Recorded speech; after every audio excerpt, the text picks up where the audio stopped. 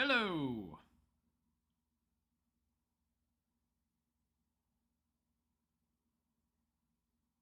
What? Oh, hold on. That.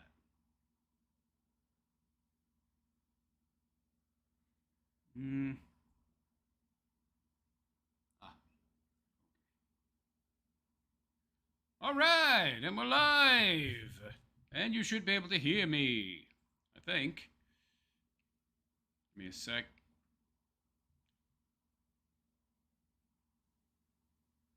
All right, I'm alive, and you should be able to hear. That sounds pretty good. Picture looks, well, it always looks meh. I think I need to start streaming in 1080p. I tried dual streaming the other night, one from here, one to my new Kick channel, but it didn't work.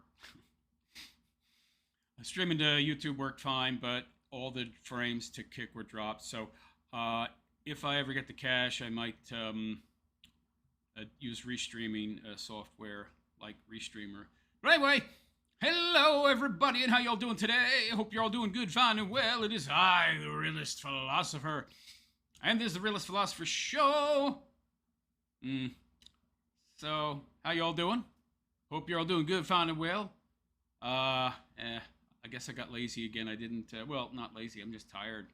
I didn't create a thumbnail for this show, and I did schedule it, but I didn't do any announcement of it beforehand. I keep forgetting. It's pretty bad. My memory's horrible since the stroke. I told myself I got to remember to shout the show out on Twitter and Facebook and Gab, and I got to figure out how to do it on Instagram as well. But yeah, I'm not very good at that kind of stuff. Good. I'm glad the sound is fine. Well, I'm hyped up on caffeine and nicotine, so I should be pretty good. I'm glad that at least Kalashnikova is here. I get the feeling that some folks probably been dunking on me for posting my sword work video or some other stuff. I really don't care. Gotta be you. Loyal fans will stick around. You know, something I've noticed about people is that the majority of them, unfortunately, are kind of like sheep. Now, this is something politicians understand very well, but I think the majority of people themselves aren't too self-aware, and they don't know just how easily influenced they are and how much your average everyday person tends to prefer following the herd to making their own decisions, thinking critically, using their own faculties instead of trusting others. And so it's all too easy, I think, for people to become overly invested in the thoughts, the feelings, the ideas, the words that other people put out there. And this has been my experience. Now, I try to teach people how to think for themselves. Meanwhile, I think a lot of the content creators just, you know, skate by, glide along on the fact that they've been on YouTube for a decade or decades. It's been a couple decades now that YouTube's been around, hasn't it? Even more if you go back before Google owned it. I think a lot of these people have amassed sizable audiences who have become, I would say, personally invested in these people, and they've come to identify their sense of self with these content creators. So what happens a lot of times is you get this overinflated sense of belonging and loyalty and this sense of fealty to this individual and the collective they've created. And so if that person expresses displeasure or discomfort or negativity towards another person, well, all the sheep, they fall in line. They fall in line and they do exactly what they believe this large content creator wants. It's much like being a cult leader, and a lot of these content creators are indeed that in many ways, cult leaders, which is very disturbing that such people can have that kind of influence. I wouldn't tell anybody who to watch, who not to watch, or expect people that watch me to not watch somebody else just because I dunk on that individual. But I also don't dunk on other people who are undeserving of such. Like, take Styxhexenhammer, for example. A lot of people want to know why I'm dunking on the guy. Meanwhile, you've got those Keno guys dunking on the quartering every freaking day, but nobody says anything. Why? Because they have this mass appeal, this sense of authority. And so they're large. They have a large following. A lot of people agree with them. A lot of people like what they do. And so because of that, people tend to steer clear of them and asking those questions. Hey, fat boy, PPP, Borsky. Why are you hounding the quartering so much? Why are you killing the golden goose? Which they're not really. He just keeps making content. But why are you going after Jer so much? It's so boring. I mean, why do you keep doing it? Nobody's bothering them because they're huge, right? They have this massive audience. And so because they have this massive audience, nobody questions, right? They go along to get along because they want to belong. But you got somebody like me, I don't have a massive audience. I don't have all of these followers that codify me as some kind of cult figure that should be listened to. Well, why are you going after Styx? It's not so popular. Because people only care about popularity. They only care about belonging to the largest clique. They're not really interested in being individuals. This is something I've noticed, that most people just want to fit in. They just want to be a part of a larger group.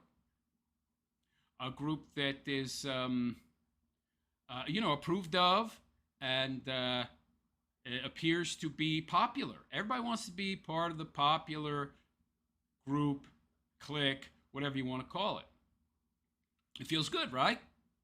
It feels good to belong to this large clique, have this sense of community and belonging, right? I mean, it's all an illusion. It's a scam. It's not real. But hey, it feels good. I mean, isn't that the problem with most people?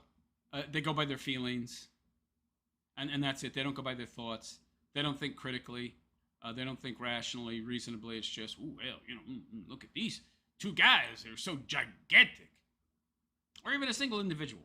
Oh, well, he's huge. I like him. I've been following him a long time. So, what he says goes. Yeah, he's so great. It's just the extent that people turn off their brains because somebody literally just tells them to, right? I find it very disturbing how little people can actually think for themselves. I just try to get people to think for themselves, man, in the way I present things and do things. But unfortunately, not too many people want to do that. I guess that's why most people seem to want to be governed and have somebody else tell them what to do and how to live their lives. They don't really want personal responsibility in most cases, especially for making their own decisions or having their own thoughts and ideas. They just want to follow the crowd. Follow the crowd. It's easy. Yeah, it is easy to follow the crowd. But how beneficial is that to you as a person and your personal growth? I am becoming a more effective human being in this world. More productive, more capable, more able to think for yourself, more able to be rational and reasonable. How much more able are you going to be to pursue your own wants, your own dreams, if you can't think for yourself? I mean, if you can't think for yourself, you're not even going to have the self-awareness to know what you should be dreaming about, what your goals ought to be, because you don't know enough about yourself to have either. Instead, you just got all these cult figures, these cult leaders on YouTube, and people follow them without question. I find it very disturbing. And people do this with the government as well. Oh, we need to tax the rich so the government can have more cashola. The same people that 20, 30 years ago were telling you not to trust the government. Now they're telling you, trust the government. Let's pass some laws to tax the rich and take all their money. Let's tax them at 90%. Yeah, that's going to work out real well. Yeah, like they can't move. Like they can't go to another country, right? And it's like there's not other countries that wouldn't welcome them with open arms. You think there's not another country that wouldn't love to have Tesla there? You think Elon Musk, if you know, you think if he wanted to, he couldn't move to France, he couldn't move to Portugal, he couldn't move to Spain, couldn't move to another country that would welcome the industry that he brings? Let me get a clue, people. But everybody wants to hand power, hand decision making over to a higher authority, right? I don't want to have to think for myself. I want to have somebody else think for me. I want to have my congressman, my senator, my governor, the state senate. I want to have everybody else make decisions for me and decide what I need to do except for me. Great. That benefits the decision makers a lot. Doesn't benefit you. But, you eat the bugs and be happy, right? Yeah. You'll eat the bugs and you'll be happy. You'll own nothing and be happy, right? Sure. And this, kind of a culture, these little, these little subcultures you see on YouTube, they're much the same way. Like the lolcow space, it's a very rarefied niche space, and so, it's a small club and you ain't a member. Unless you want to do what is required to be a member. But even then, pretty hard to become one. You got to be a useful tool. You got to be a useful idiot. You have to serve a purpose. You have to put yourself out there. You have to mea culpa, bow down and be a tool to these people. And if you won't show them the proper respect, well, then not going to get anywhere, right? Not going to get anywhere. Especially if you have actual talent. Oh yeah, just like government. You know what goes in the government? People with no talent, right? They can't hack it in the private sector. It's much the same on YouTube now. You can actually get ahead and, move up the ranks of the YouTube algo more effectively if you have little to no talent. That's actually how it is. Because if you have no talent, you're willing to compromise and do any and everything required to get ahead. Because you can't get ahead on merit. But if you got merit, well, the higher ups see that. They don't want you to get up there into that rarefied space that, they're in, mostly because they were on YouTube long before it was such a crowded space. Now they enjoy this elevated position, which they largely got just by being there early on. They don't want anybody else there. It's just like the wealthy. It's just like the wealthy and the shot callers who are not actually our politicians, but the people who pay for their campaigns and print the money. They want you, the citizen, by and large, to be as poor as humanly possible. They want to suck you dry. They want to keep you broke so you can't compete against them, right? Because the rich know that the hungriest people, the hardest workers, the ones that are going to really get ahead if given a chance, are the people who are on the lowest rung of the economic ladder. And if those people can save even a smidgen of cash, they can have just a little bit of savings, well, they might be able to start a business. And they might be willing to do the graft, the hard work, to build a business and compete with the big boys. We can't have that. We can't have that. We love our money. We love our shekels too much. We love our gold, baby. We love our fake fiat currency, that we print out of nothing, has no value, and then we give it to you in exchange for, your labor and your goods and your services, which has actual value, and then you pay us back in the form of debt with money that now has value, but before it had no value. YouTube's much like that. Keep you as poor, keep you as broke as humanly possible, especially if you have talent. But if you're willing to compromise, and you have no integrity, and you do not have the courage of your convictions, you have no convictions, you'll do whatever is required to get ahead, well, then you're a good, useful tool, and then they'll use you. And then they'll let you get some success. Maybe help you a little bit, but not enough to get any real traction. Right? They got to keep you a tool, and they can't have you supplanting them. YouTube is much like our current culture, economic system, paradigm that we're existing in now. Very much so. Very much so. So if you think you're going to create a YouTube channel and get ahead and grow and move up the ranks of the algo, you're going to have to give your pound of flesh. You're going to have to pay homage to these people. You're going to have to be a tool for them. And if you're not willing to be, well, guess what? You're not going nowhere. And by the way, if you think you're going to rise up to be at the tippy top, you better be a real good, useful idiot. And if you think these people are going to let you supplant them, think again. It's not going to happen. YouTube operates pretty much in the same way that our current economic system does. You got the Federal Reserve. You've got our pinko economic system. We do have a communist system, centrally controlled bank. That's one of the key planks of the Communist Manifesto. You've got the same kind of controls in place on YouTube with the long-term established content creators that have been here since near the beginning for a long time. Before there was even an algorithm, before there was even AI, when it was the SPLC, volunteering their time to weed out the undesirables. Yeah. Back then, you could actually get some traction, right? But now, the control's too great. Now, only the people who have in the past been useful idiots themselves and played ball and stuck around and been here long enough and, not talked about the wrong subjects and been good, useful idiot shills, distracting everybody away from what's really important with the bread and the circuses. Those people are established for a reason. They are favored by the algorithm. But if you want to reach that upper tier, but you're not willing to play ball, you'll talk about things that they won't, because that's why they got to where they are, because they wouldn't talk about them. And you're not willing to sacrifice your integrity, be a useful tool to them. Well, guess what? You're not getting ahead. You're just not.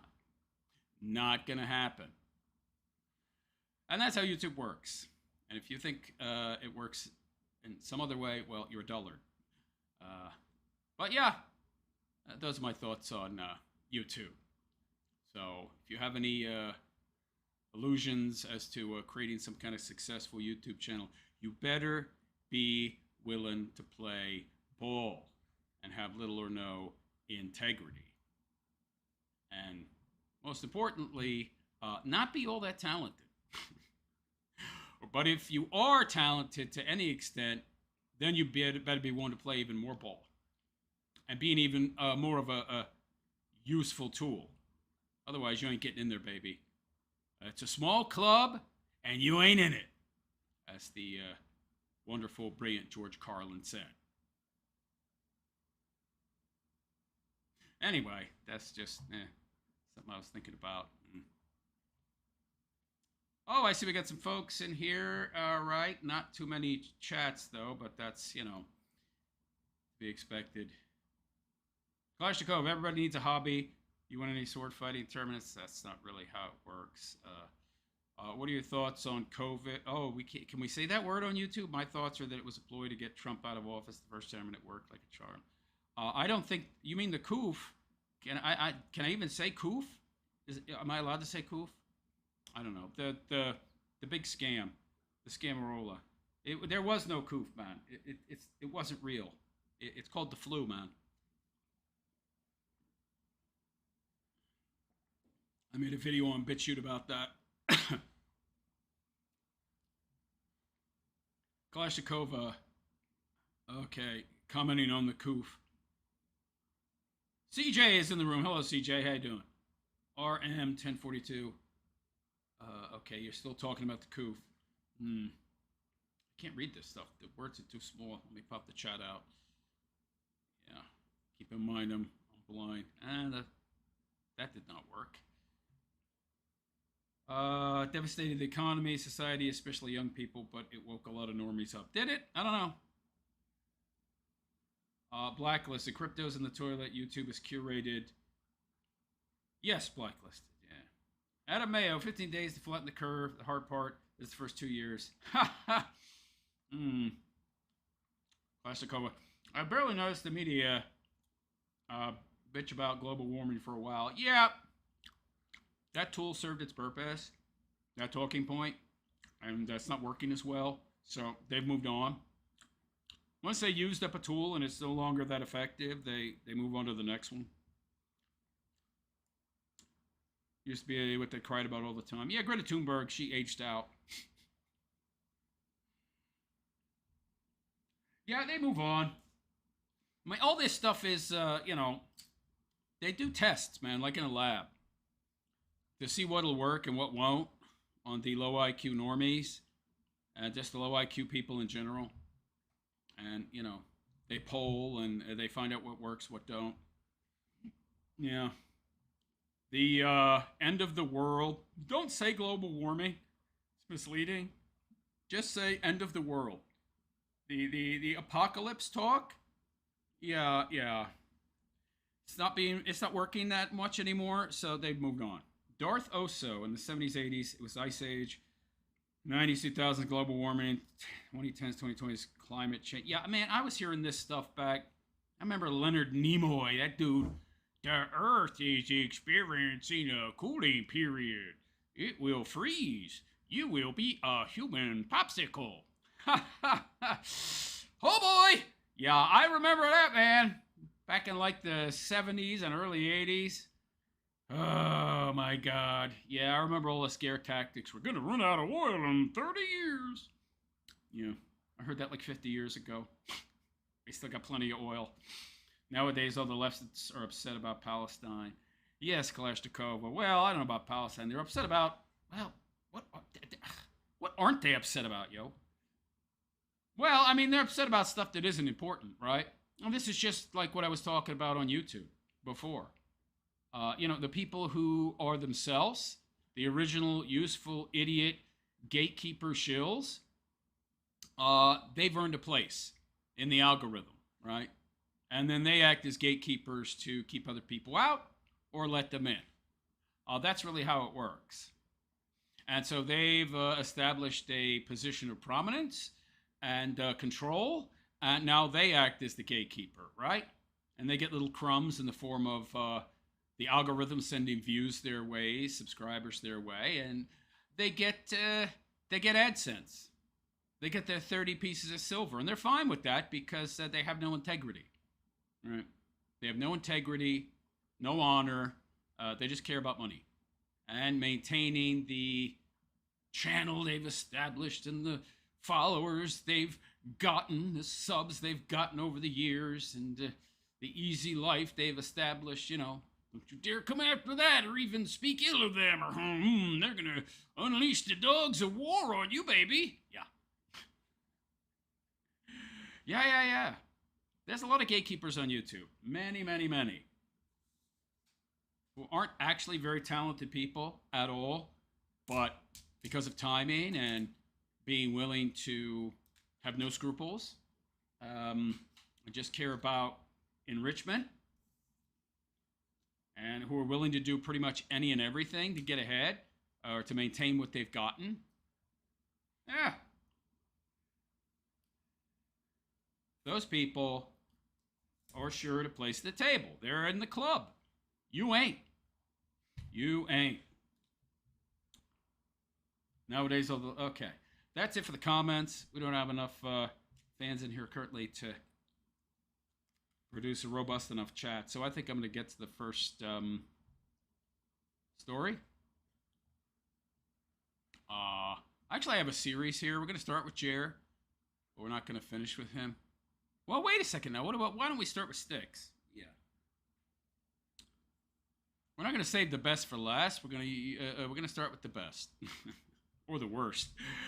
Depending on how you look at it, actually.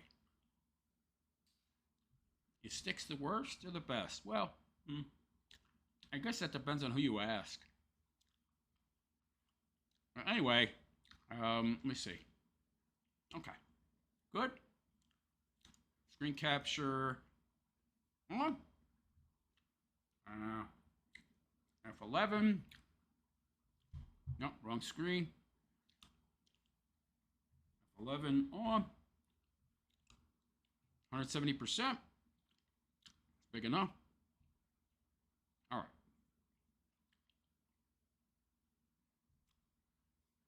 Give me a sec.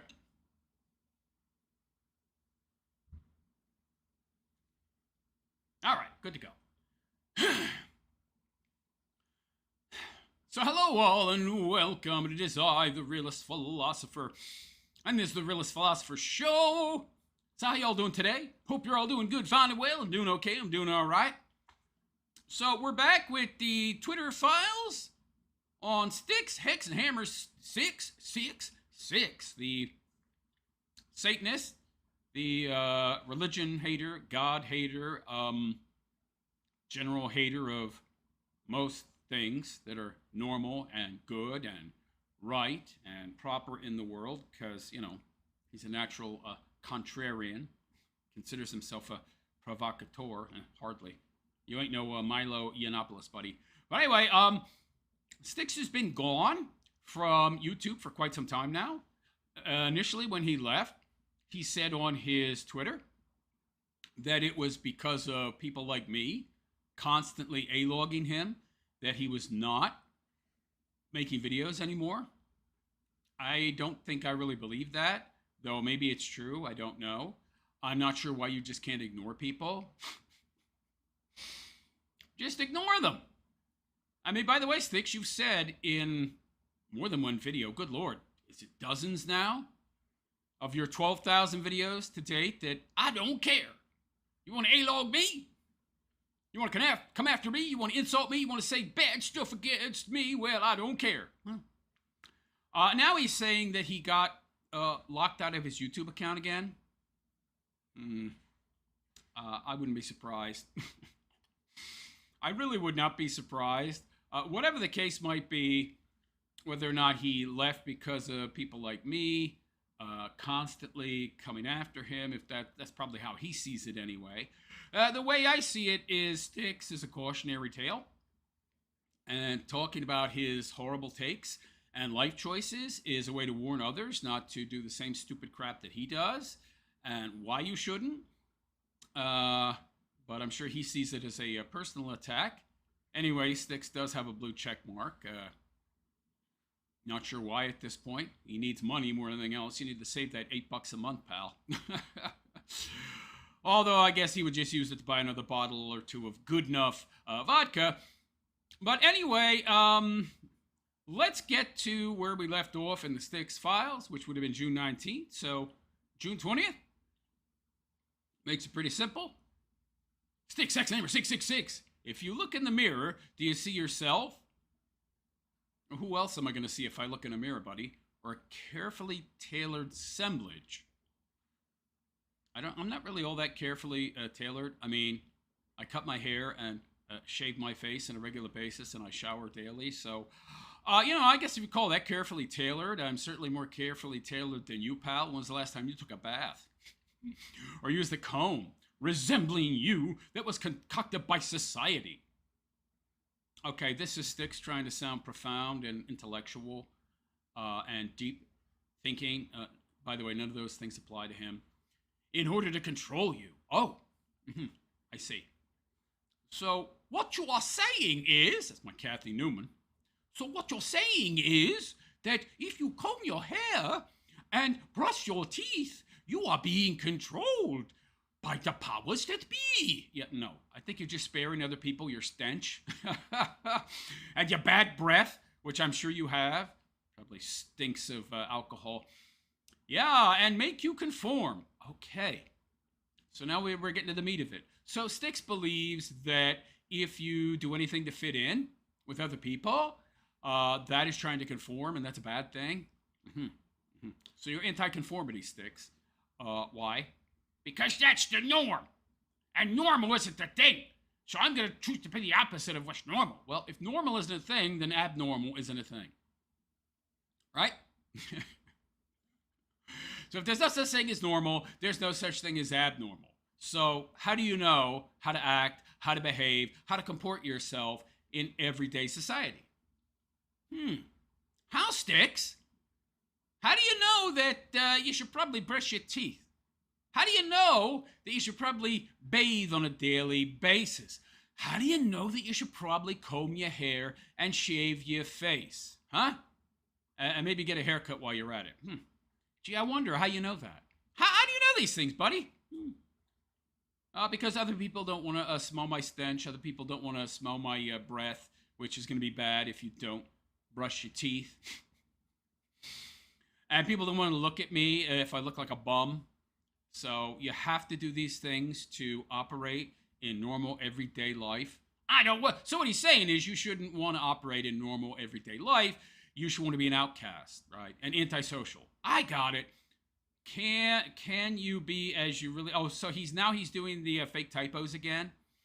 Probably because I called him out on it in my last video. How he's no longer making typos. But I thought he was half blind, so now he's doing the fake typos again. Can you be as you really want and see yourself for who you truly are? Or did you lose that happy skill? Dude, what exactly are you saying? That who I really am is a stinky, dirty, disheveled bum? Because I'll look like that, smell like that if I don't conform? What? So, some more nonsensical takes from Styx. So, we know why he looks and behaves and lives the way he does now. He thinks he's an anti-conformist, and that's somehow a good thing. For, I don't know, more reasons. I don't know what his reasons are. But anyway, to be edgy, to be cool. Yeah, not showering's cool. Okay, pal. Styx, June 20th. Video idea, philosophy questions. Oh, wow. Styx, you're not a philosopher. You're not deep enough. You're not smart enough, okay? You don't understand philosophy enough. You probably don't know the difference between ideology and philosophy even. Nobody wants to ask you questions about philosophy. You know nothing. Please stop LARPing as a philosopher. Styx, June 20th. Bangers and mash are certified to be good. Well, it's a simple meal. What's a banger? Isn't that like a sausage? So, a sausage and mashed potatoes, yeah. A lot of sausage you buy, you don't have to cook it. And mashed potatoes, you get the instant crap. Yeah.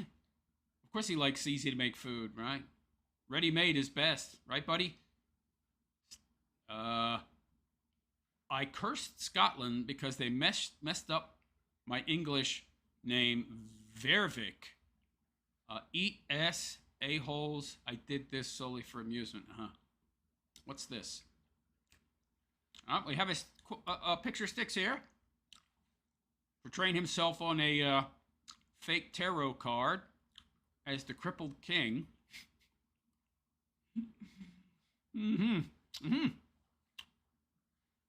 Interesting. So you see yourself as a king, do you, Styx? King of the bums? King of the lepers? King of the homeless people? Yeah. Okay, pal. Can you imagine? This is how this guy sees himself. So we got oh, he's got an owl. Is that Stolas? Is that your demon god Stolas? Styx, can you please explain to me why you worship, why you follow this this demon? I mean, what do you get out of it? You're currently sleeping on the floor of a storage/laundry room with no air conditioning. You're sweating your balls off, and you're eating sausage and mashed potatoes all day. Maybe not even all day. Maybe he's eating just one meal a day because that's all he can afford. What exactly has Stolas, the demon owl, done for you, buddy? I mean, at least that cat on your shoulder is representative of a real cat that gives you some affection and hangs around you because you probably smell like roadkill, which it likes. But, you know, the owl, I don't get what you're getting in return, buddy. I really don't. But anyway, yeah, he's crippled, yeah. Mentally. He's not crippled physically. This guy had no seizure. He had no stroke. He had no aneurysm. This is all buncola. This guy's just mentally ill. That's all that's going on here, okay? Styx, June 20th. Humans are becoming more like robots. Well, if they follow you, that's for sure. Due to dumb phone usage. Well, you have a cell phone, don't you, buddy? Well, I'm able to moderate it. Yeah, I'm sure. Yeah, you're on Twitter all day. And AI systems more like humans once were. I don't know about that, pal. I've used Gemini quite a bit to make new thumbnails now, and I'll be honest, it don't seem all that bright to me. Let that sink in. Perhaps we are creating our replacements. I don't think so, buddy. I don't think these new AI contraptions are going to replace hundreds of millions of years of evolution. Just saying. I could be wrong, though. We could be heading for Skynet. Styxhexenhammer666, June 20th. I'm not interested in being normal. Right. Well, what are you interested in being? That's a good question. This guy only says what he's not interested in being. You know what I want to know, Styx? What are you interested in being? If you're not interested in being normal, how do you define yourself? What exactly are you besides a fake, make-believe, fairy tale, Peter Pan pirate? Because a pirate has a very specific definition, you know. Rides around in a boat, robs other boats, invades coastal villages and steals their crap. You don't do any of that, so you're not a pirate, okay? You're a LARPer. You can dress up as a wizard. That don't make you a wizard. You're not going to be throwing lightning bolts around. So what are you, Styx? Can you tell us? No, he cannot. He has no identity. Because it is a synonym for bootlicking tard. Aha, I see. So if you're normal, you're a bootlicker. So what Styx is telling you here is that he's better than you, he's above you, he's more enlightened, he's more elevated than you if you adhere to some kind of normality. If you brush your teeth on a daily basis and don't get blackout drunk, you're a bootlicking tard. Ah, I see. And a boring, outdated stiff. Oh, so because I am normal, and I want to fit in and conform because, you know, human beings have shared traits like not wanting to smell other people's BO and look at people who look like they haven't bathed in a year. That makes me a boring stiff. Got it. Yeah. So land, the definition always, more fake typos. And the definition always changes. Not really. The definition for normal doesn't really change, man. I mean, the modes of dress might change from robes to pants and then pants to different types of pants, but there's always been a modality to what is normal and what is not, okay? The food, dress, politics, religious values, they shift all the time. Well, not until really, really recently. In the religious values, not so much. You're not a religious individual. So what you're talking about is atheism and lack of religion. That's quite a recent phenomenon. Of course, throughout history, there have always been people that were non-believers, but they didn't say anything because, it wasn't socially acceptable. But the food changing, I mean, so what? You still eat. You see, you still have to eat. Who cares if the food itself changes? That which is normal, the fact that humans need to eat food, hasn't changed. The dress might change, but the fact that humans wear clothing hasn't changed. So he confuses very surface and facile changes with shifts and changes in what is actually normal. But there really haven't been all that much in the way of shifts in regards to what is normal and what is not. Politics has been the same for thousands of years, buddy. And this is how people grow old, so I just say screw this.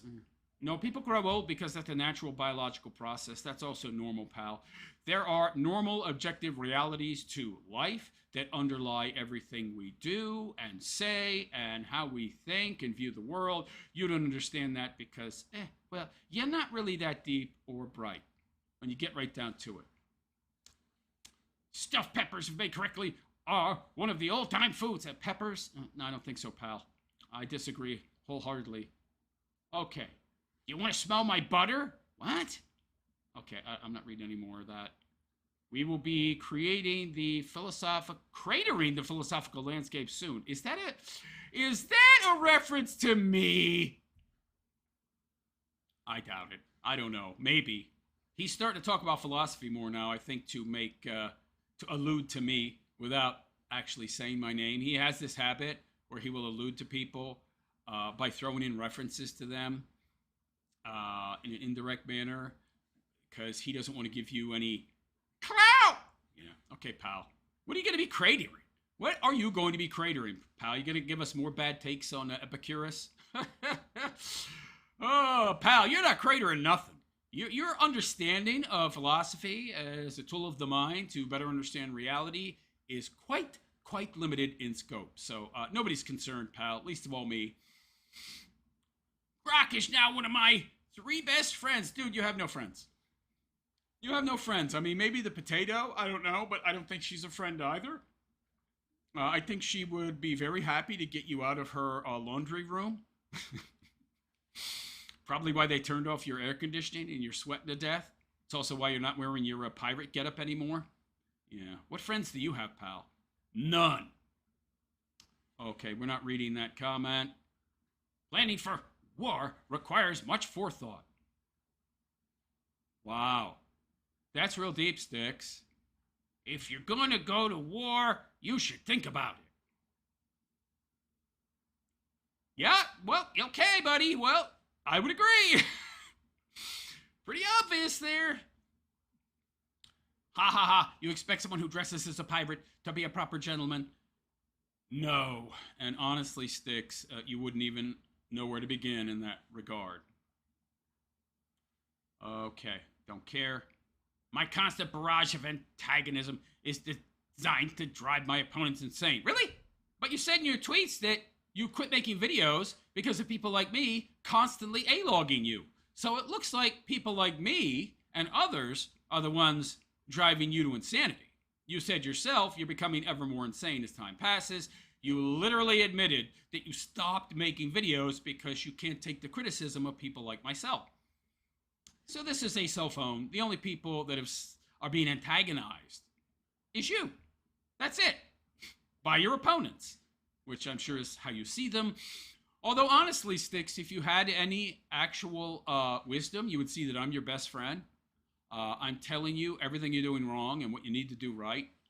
But unfortunately, you're not going to see that and make the necessary requisite changes in your own behavior and how you think. So, you know. Thank God I'm not really making these videos for you, but others.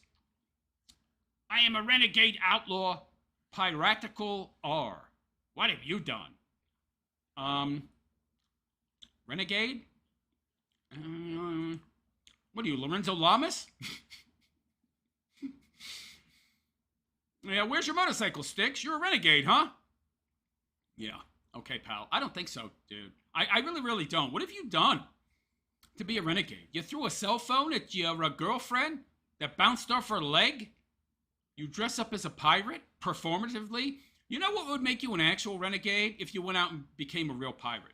So what you could do, well, he won't do this because he would get arrested because there's an extradition warrant out for him and the TSA would snap him up immediately. But what you could do, you could go travel down to Somalia and you could like become one of those Somali pirates, you know, in those speedboats. And, you know, you could just start raiding and attacking the cargo ships and stealing their crap. You could be a real pirate. See, that would be a real renegade. But he's not going to do that, though. He just wants to be able to claim renegade, so he seems edgy, without being an actual renegade, i.e. doing the hard work required to claim the title. No. Can't do that. What have I done? A hell of a lot more than you, pal. Oh, man. He's quoting somebody, so I don't care. I don't care about your takes, Styx, which are laughable. Service will resume later today, says Styx. Really? So that was yesterday, and guess what? What he's saying here is he's going to start making videos. He said this yesterday. Guess what? He made no videos. Yeah, you're definitely not a gentleman, Styx. A gentleman would be a man of his word. So if you said you were going to make videos later that day, guess what you would have done as a gentleman? You would have made videos. So, okay, there you go. Well, you're a renegade, buddy. That's right, you're a renegade. I'm a renegade. I'm a contrarian. I will say that I will do things and then not do them. Yeah, you're a rebel, buddy. If all goes well, YouTube is R with regards to logins. Dude, I thought you give your password to your mommy. This guy, he's the only person I've ever seen who can't, on a regular basis, log into their YouTube. I mean, how hard is it? Now, how I log into my YouTube, I turn my computer on, right? And if I have, like, wiped my cache, I re-log in. And I remember my password. What did you do? Did you, like, create a password that was so complex you couldn't remember it? That's brilliant, buddy. But you gave it to your mom, right? Yeah. Mom's not talking to him, I guess. I'm afraid to call my mommy. I'm afraid they tapped the phone. Yeah, dude, they don't care that much about you, okay? You're a small fish. Small fish? So he says, if I'm not able to log in, I'm going to abandon YouTube. No, you're not going to do that, pal. You love the attention and validation too much if you're, like, very few remaining fans, and will only use alternatives. Yeah. I don't see you on BitChute full time, pal. Not that you would do anything full time. You're low effort, 5-6 minute videos. Give me a break. Yeah, I definitely don't see you on Rumble. You need YouTube, okay? Styx, there are some weird people in the world. Oh wait, I'm looking in a mirror. But that's all relative too, right? There is no normal, so there is no abnormal. But you act 180-degree contrary to what is considered normal, even though there is no normal. I see. Okay. Oh, this guy. He would delete organized religion. Well, weren't you a Satanist at one point in time? Would you delete that as well? By the way, don't you worship an owl demon? That's religion, isn't it? I mean, that requires faith, right? Have you ever seen this owl demon? No, I guarantee you he is not, except in a fever dream or when he was smoking his spice or whatever. Yeah, that doesn't count, pal. Bath salts or being high on LSD and seeing an owl, that don't count. Styxhexenhammer as an effin ... ist, I'm disgusted that men are repeatedly forcing women out of their spaces. Yeah. Oh, yeah, I don't want to talk about that. That's enough. No sane person cares about Carlson or parties. Yeah, I'm not a big fan of Tucker Carlson anymore. Styxhexenhammer, if you cannot joke about yourself, you are a joke. I don't know about that. I do think it's important to have a sense of humor about yourself, for sure. You don't want to take yourself too seriously. Conversely, you want to take the world around you very seriously. That's the part Styx does not get. He takes the world about as seriously as he takes himself. Bad idea, buddy. Just look at my pee. Oh, wait. You don't... Oh, my God, this guy. Yeah, that's his problem. He extends his lack of seriousness in regards to himself to the world around him. Okay, another quote. I don't care. Styxhexenhammer, gender change is absolutely against science. That's true. If you believe in objective reality, which you don't, right, Styx? Well, you certainly don't believe in objective morality. I believe people should act how they wish. I don't. I think there need to be limits. But anyway, he's a, libertarian, so make themselves up to look as they wish. Also, I don't agree. I mean, you can dress up however you like, I suppose, but I should be allowed to dunk on you and shame you, and so should everybody else. And I think there should be societal norms, which he does not believe. By the way, the casting aside of those societal norms is why we're in the crap show and the clown world that we are now. So thanks a lot, libertarian Styx. Screw how they want. Also, I disagree. But no amount of makeup changes your chromosomes. Well, that's correct. But then again, a broken clock is right twice a day. So Styx occasionally says something that makes sense, but it's almost always something that is obviously, objectively true. It's never anything deep or mind-blowing. Oh, here we go again. So is this how Styx sees himself? So in his left hand, he's got a hammer, which in reality, he could not pick that up for the life of him. We've seen his stick arms. I'm amazed this dude could pick up a banana. And in his right, some kind of Christian symbology. How interesting, considering you hate Christianity. And on his left, of course, there's an owl. Nemo the... Oh, God, this guy. The way he sees himself is always so grandiose. Meanwhile, the reality of who and what he is pretty lowbrow and low tier and mundane. About as mundane as it gets. All right, so that's it for our update on Styxhexenhammer666. Some of you were asking me, some of you were telling me, maybe got arrested. Maybe the law finally caught up with him. I fought the law and the law won. I fought the law and the law won. Well, Styx don't fight nothing. We've seen his arms. What is this guy, 120 pounds soaking wet? 6'5"? That's why he's always wearing long sleeves until now, right? To hide his bony arms. I'll tell you, man, I don't know how that broad over there in Holland or whatever it is, how he conned her into marrying him. Well, I kind of do. We all know that Liz broad got with him because she just hoped he could help her launch her crappy YouTube career, which never happened because her content was garbage. But no, he's not in jail. He's still on the lam. He's still hiding out with the potato. in a room in a house that has no AC. I don't know how that works at the height of summer in Brooklyn, but I doubt it's very comfortable. I hope he's sweating his balls off and is very uncomfortable. I'm sure he is. I'm sure he's, solving that uncomfortability with a lot of good enough. But anyway, that's good enough for me. That's enough of Styx for today. So let me know what you think in the comments section. And please like and subscribe to my YouTube channel if you have not already. Hit that notification bell to be notified of any future content that I create. Don't forget to leave a comment. It's good for the algorithm. And if you'd like to support my continued content creation, you can make a donation. You follow my Patreon. You can join my YouTube channel as a supporting monthly member. Or you can leave a super chat. Any amount's greatly appreciated. All those links are in the description. And on that note, I'm out of here, folks. I am the Realist Philosopher, and I wish you all a good and pleasant day. And take care. Yeah. So that's your,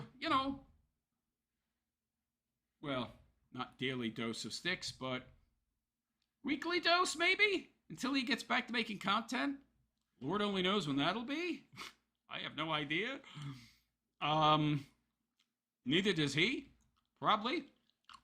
If I had to guess, I would say he's just stoned out of his mind, and his alcoholism has reached a point where he's barely functional, and so he's just unable to make content or doesn't want to. Maybe he's lapsed into depression. I really don't know. It's tough to say with this guy. He's so mentally ill. People like this are very, very hard to predict, honestly. All right, I'm going to get to your comments. By the way, if you're new to this channel, I respond to all comments, not just super chats. Might be very stupid of me, but hey, if you leave a comment, I probably will read it. And I get to all comments after I'm doing commentary on whatever story I'm reviewing, so please be patient. All right, I'm looking back through the comments. The screen is skipping ahead, of course, so I had to scroll back. Really annoys me. Really annoys me. Now I have to search for where I left off. All right. Kalashnikova, I love seeing that teach the children quietly quote when he dished his daughter. Yeah. Darth Oso, a dude who has been on YouTube for the better part of 20 years, just drops it. Yeah, YouTube is Styx's life, and his only reason for being for many years. Yeah, this guy, well, that's how I know he's probably near giving up. I think Styx is lapsed into depression, honestly. I think he's depressed and a drunk all the time now. That's what I think. So he looked, there was like a month there when he was actually looking a little better, like he wasn't blackout drunk or hungover. I mean, obviously he was still drinking, but it looked like he was trying to control it. If I had to guess what happened, I would guess that he just went on a bender and lost all control, and he's just been binge drinking for the past couple weeks now and unable to make content. That's what I think. Although if you ask Styx, he'll tell you he's not an alcoholic. I'm in complete and total control. Oh, are you? Okay, buddy. Adameo, Acid Rain, no. Yeah, pandemic gameplay, so deep. Yeah, there's nothing deep about anything Styx has to say. Darth Osos, personal hygiene is self-care. Yes. Yes. What we consider normal is what conforms to what is required via objective reality to survive in this world. If you're not clean, you get sick. Also, you stink to high heaven. And then other people don't want to be around you because your odor is objectionable to them. What Styx calls normal isn't normal. He mistakes surface facile things with the underlying foundational causation factor. He doesn't really understand what he's talking about at all. Pandemic gameplay. Are you done? No, says Styx. Well, he seems to be done. He hasn't made content in almost 2 weeks. Sacha, no, that's corny. Stolas left him. Maybe, do you all think that he actually made a pact with Satan at like his success and, all of his views and followers? Do you think that was like the pact? And then the pact ran out and that's why he's in the dumper now? Do you think he like made a blood oath with the Dark Lord down in hell and he got his 7 years of fame? Or maybe it was more. It's not always 7 years, by the way. That's just from Faust, I think. But was it 7 years in Faust? Is that where that's from? Made his Faustian bar again. Maybe it was for longer. But eventually, it ran out. And that's why he is where he is now. Yeah, I don't know. Nuked the Beans. Appreciate the content, Mr. Realist. Well, thank you, Nuked the Beans. I'm glad somebody does. Oh, Dorthoso, that's so cringe. Sasha, he had a fake stroke. Yeah, he didn't have a stroke. Brooke Seckler, you annihilated Styx. Oh, come on, man. Are you the one that was in my comments telling me I killed the golden goose? Come on, man. You gotta stop with that. I'm a nobody, dude. My channel is so small, I have, in reality, I have maybe 1,500 followers and 7,500 ghost followers from 2017 when I got banned, right? Okay? And that's what's left of them. But they're not really on YouTube. So I got maybe 1,500 real life followers. Do you really think me, a pathetic, tiny little nobody, annihilated Styx and made him leave YouTube? Come on, man. Klashikova, Brooke Seckler, Styx didn't sacrifice enough to Stolas. Their demon contract was voided. Ha ha ha. Sasha N, he's the potato king. I love it. Chappy Chap said, oh, V-Foos is in the room. He has made a super chat. So I must read it immediately. First, he gets the patented four-finger clap, of course, which you all would get if you made a donation. But only my most loyal and giving followers get.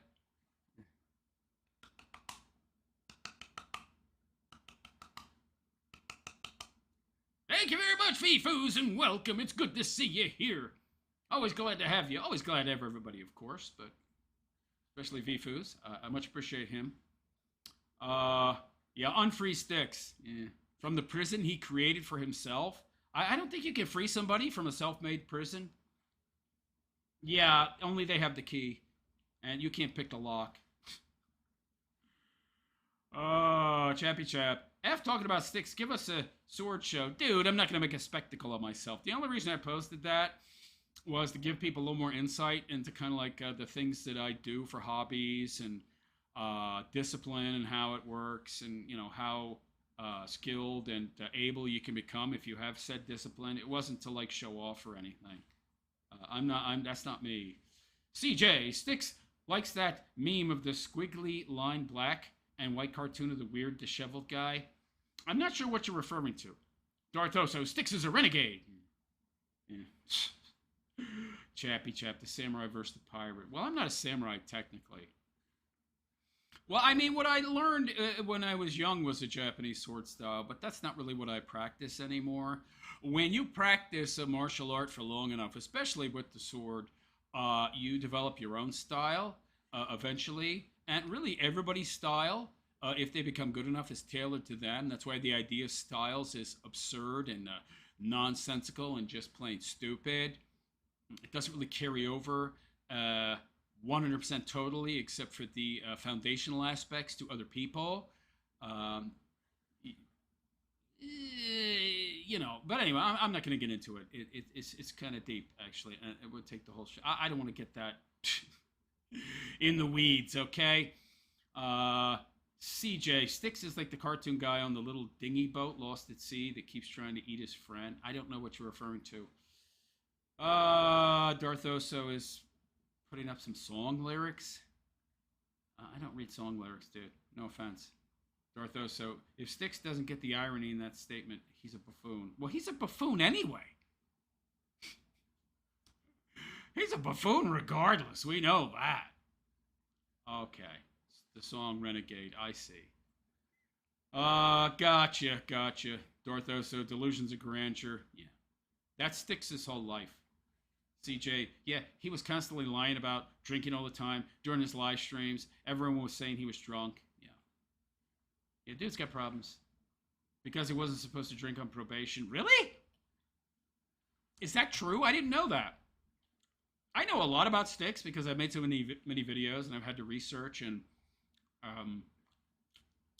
I probably know as much as anybody about his current state of affairs, but there's a lot of past stuff I don't know about. I only started covering him like early this year, late last year, like December or something, with that first arrest. Well, the second arrest, actually. And then, of course, the tooth knocking out by Nikki. So I didn't know that one of the stipulations of his probation was not drinking. Okay. CJ, I don't think Satan would even listen to him. I never got on his radar even. I don't know. I think Satan has a pretty low bar.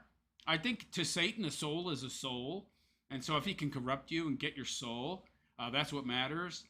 I think Styx's price for his soul is pretty low, which is the part of the problem.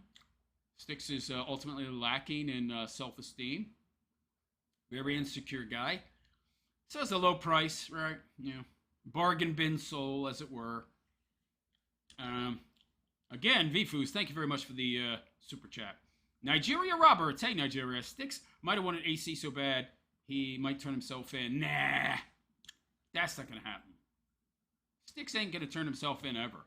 He's too afraid of what's going to happen to him in jail. Chappy Chap. I couldn't think of any other group that were known as swordsmen quicker than samurai. Well, speed doesn't mean anything with combat, honestly. You don't move fast with the sword because you're trying to move fast. Speed is a byproduct of correct technique and a certain state of being, the correct state of mind, and proper training. It really doesn't have anything to do with trying to move fast.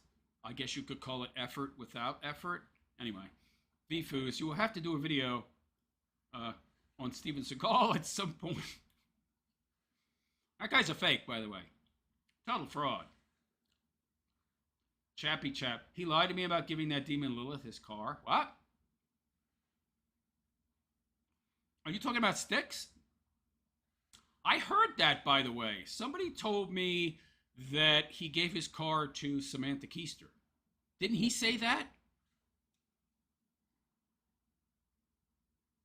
But the car's still in Styx's name? That's what I thought. Kiwi Mate renovates. There's nothing wrong with Styx. A good diet, some weight training, a haircut, a shave, and a better attitude couldn't fix. And then he could be a decent guy. Well, dude, you're leaving out a few things. There's the demon worship stuff. That's not so good. There's the blood magic stuff.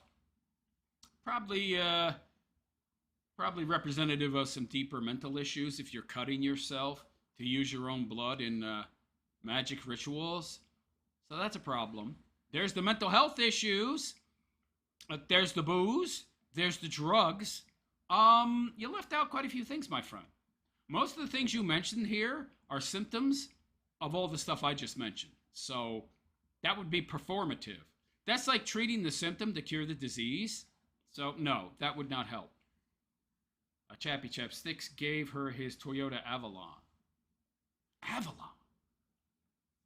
Isn't that a really old Toyota? Do they still make Avalons? He finally admitted it, yeah. Oh, I knew that for a while, man. Kiwi Mate, there's only so much space here to list things. Well, yeah, that's true. You're not wrong. I mean, I don't have the, I don't think slow mode's on, but even still, you can only type so much. Yeah, so Styx was going to become a better person. Just, you know, cutting his hair and bathing, that wouldn't really do it. He's got a lot of problems, man. He would have to look inward and do a lot of self-work. I mean, he's not even self-aware at this point. But anyway, I think that's it for the comments. I'm going to move on to the next story, which is going to be Jeremy, of course, because we love the quartering and dunking on him because he's such a fool. So I have kind of like a dunkening series I like to do. So I'm going to do two compilations, but not back to back. But I'm going to start with this first one. So give me a minute to open up these tabs. I don't have them pre-opened simply because I don't want to overwhelm my internet connection. I use a hotspot, and it works very well for this live stream, but it has its limits. So I don't want to take the risk of having drop frames or further pixelation of said picture. So I try to have as few tabs open as possible. I'm at least computer savvy enough for that. Despite how self-effacing I sometimes am about how poorly I use technology, I'm actually pretty good with technology. Better than Styx, that's for sure, though that's a relatively low bar. But no, we had the first computer in my house, man. It was that, the very first home computer, it was like a kit. Now, of course, my parents bought that for my brother, not for me. I didn't really get anything of my own, except a typewriter, because I wanted to be a writer, and I'm actually very good at writing, unlike Styx. But I used that thing, man. Wore that thing out. But that was about all I ever got. Everything else was a hand-me-down from my brother, who was much smaller than me. So the clothes didn't fit, but they gave them to me regardless. And he got a computer. It was like a kit. And then after that came the VIC-20, and then the Commodore 64, and then the 128. And so I got all those as secondhand after my brother was, done with them. And so I've been using computers now for, longer than most of you have been alive. I mean, the very first home computer, yeah. I'm old. Now I'm feeling old. Oh boy. No, not really. I don't feel old. I love getting old. I don't really. I'm going to be honest. I've never understood. I guess some people don't take very good care of themselves. And so they're like in even worse shape than me, which is hard to imagine after the health issues I've had the past couple years. But I don't understand why people have a problem with it. I love it. Getting old is great. I guess you have to have the right state of mind. Yeah. And my state of mind, I love it. But other people don't like it so much. But anyway, let's move on and get to the quartering, our first segment for him. Shall we?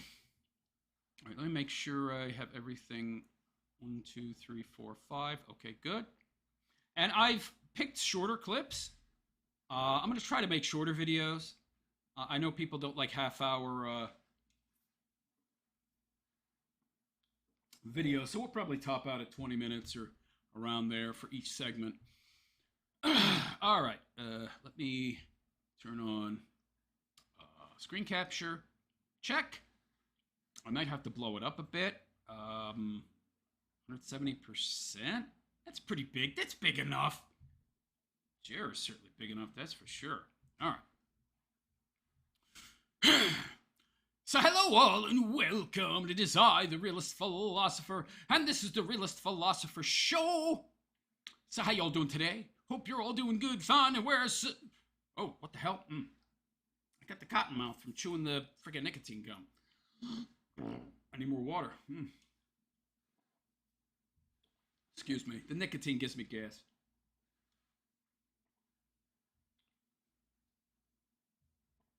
Sorry if that's disgusting. Let's try that again. So hello all and welcome. And it is I, the Realist Philosopher, and this is the Realist Philosopher Show. So he's back. Quarter pounder, ham planet, cleaner outer of White Castle's Jeremy Dale. Hambly.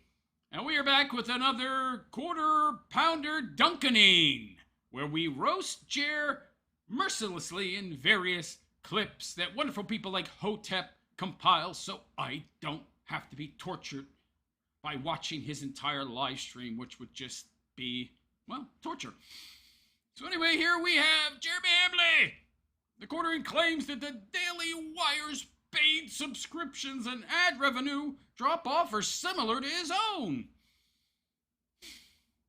Okay, that's total cope, yo. But let's hear what Jer's got to say.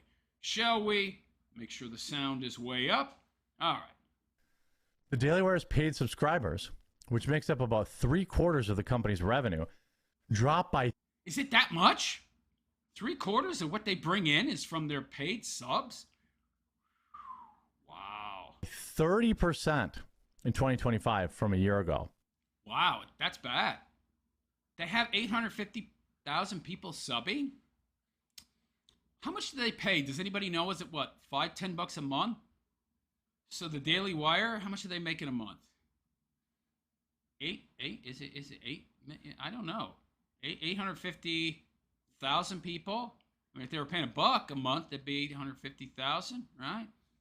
$10 a month, it'd be 8.5 million. It's not $10. So they're making 4 or 5 mil a month from subs.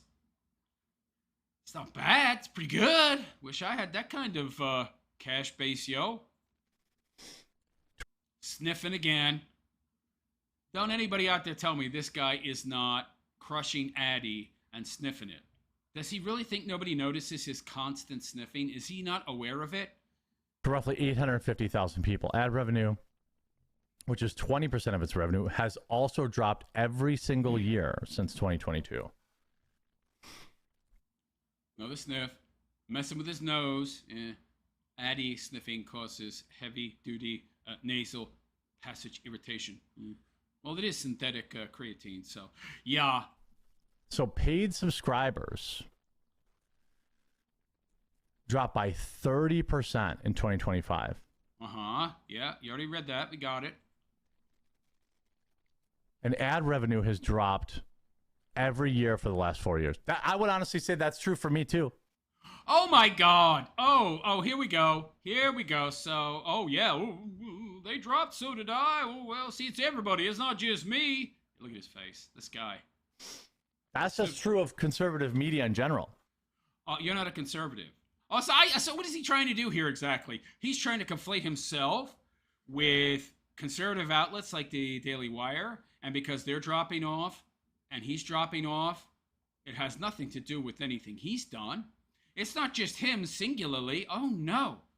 Everybody in the conservative space, which you're not a part of, you've already told us you're not a conservative, you're not MAGA, but everybody in this space, which I'm in but not really a part of, how does that work? But I'm in that space. There's a big, giant, fake, fraud, phony, LARPer, conservative grifter, in my opinion, is seeing a drop-off, so it's not me. It's not because people don't like me. It's not because of my behavior, my actions, my flagging, which he seems to still be doing, in my opinion. No, it's everybody. Everybody in this space is seeing a drop-off. Don't you see? Yeah, you're coping, pal. Heavy-duty cope. Heavy-duty cope. Yeah, trust me, Jer, it's you. Anyway, moving on. Grand Clementine Dirt Eater. What's with these people? These names. Oh, my God. Oh, that's hilarious. I love the name, by the way. CBC.com. Love it. But anyway, in this video, your coffee brand coffee investors meeting. Yeah, Jared does this a lot.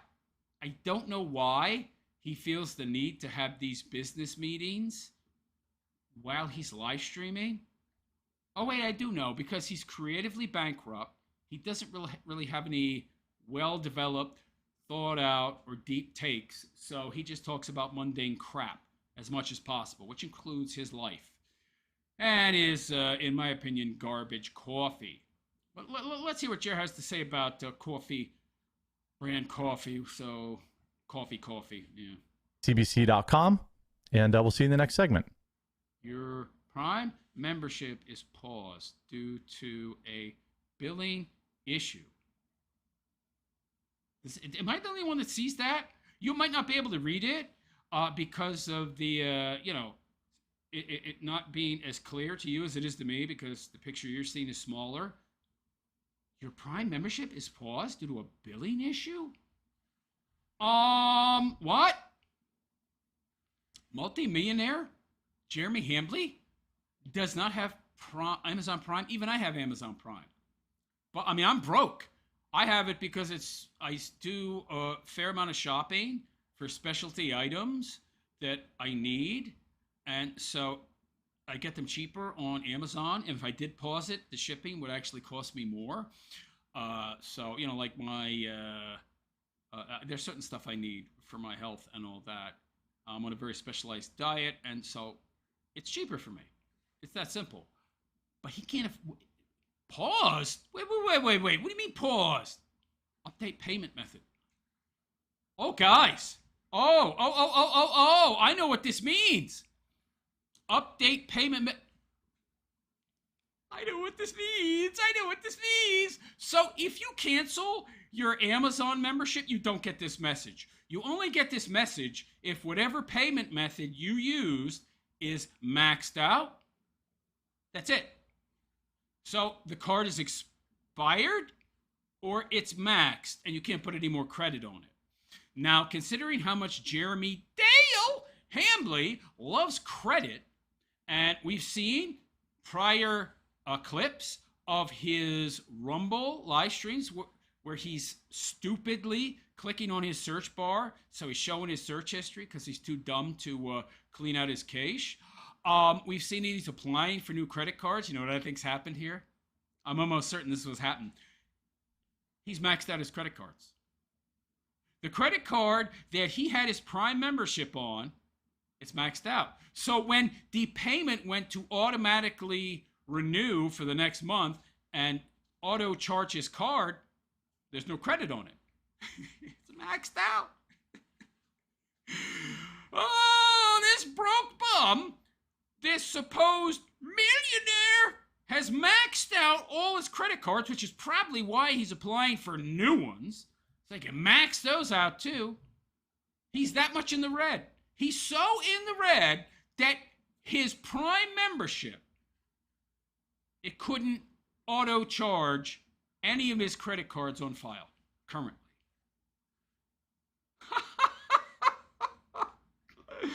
Jeremy Hambley is a broke mofo. Well, I mean, I knew this guy was low IQ, but the amount of self-reporting that's going on here is insane. I'm surprised. This is crazy. Not only, and he could probably afford it, I guess, but he just doesn't see the point in renewing it, or he's too lazy. That's more likely it, or he doesn't have any credit cards left that have any credit on them. That could be much more likely, but he hasn't. But what's most likely is, well, I don't know. Do you think this guy has stopped spending? So is he so broke that the credit card that he had his Amazon Prime set to for automatic monthly payments is out of credit? And he's not buying anything more on Amazon because he's too broke. And he's got to watch every penny. So he didn't update his payment method because he's no longer spending money like a drunken sailor. Oh, because, this guy, how he loves to spend money, but now he has no money to spend. Well, no credit cards anyway that have enough credit on them.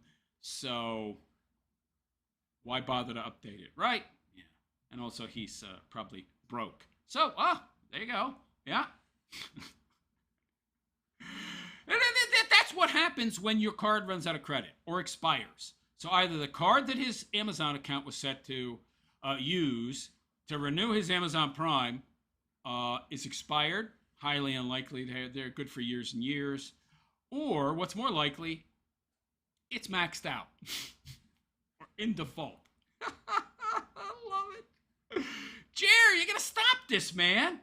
Dude, you keep self-reporting and giving us ever more ammo on you. You dullard. Love it. Love it. Moving on. DeCordering claims that his coffee will be in Walmart by the end of July. What? Are you?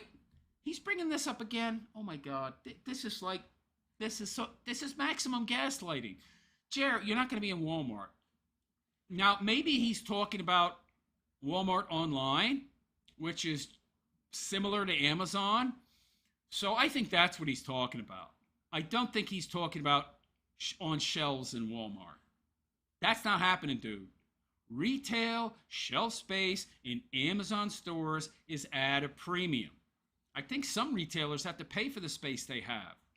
For you to get onto shelves at Walmart, you would have to show some phenomenal sales records, my friend. Crazy numbers. Your product would have to be wildly popular. And you would have to have some impressive metrics of growth. We know that the only way you were able to sell any real numbers was with a fire sale where a lot of your stuff was 75% off. You're not going to be on the shelves of Walmart. So what I think he's talking about is Walmart online.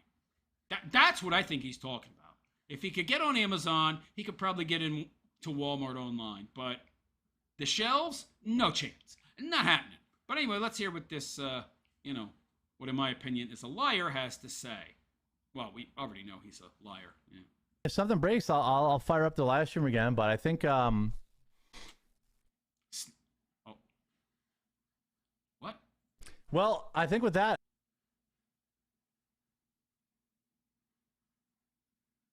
I mean, if something breaks, I'll fire up the live stream again. But I think he don't follow the news. He's too lazy.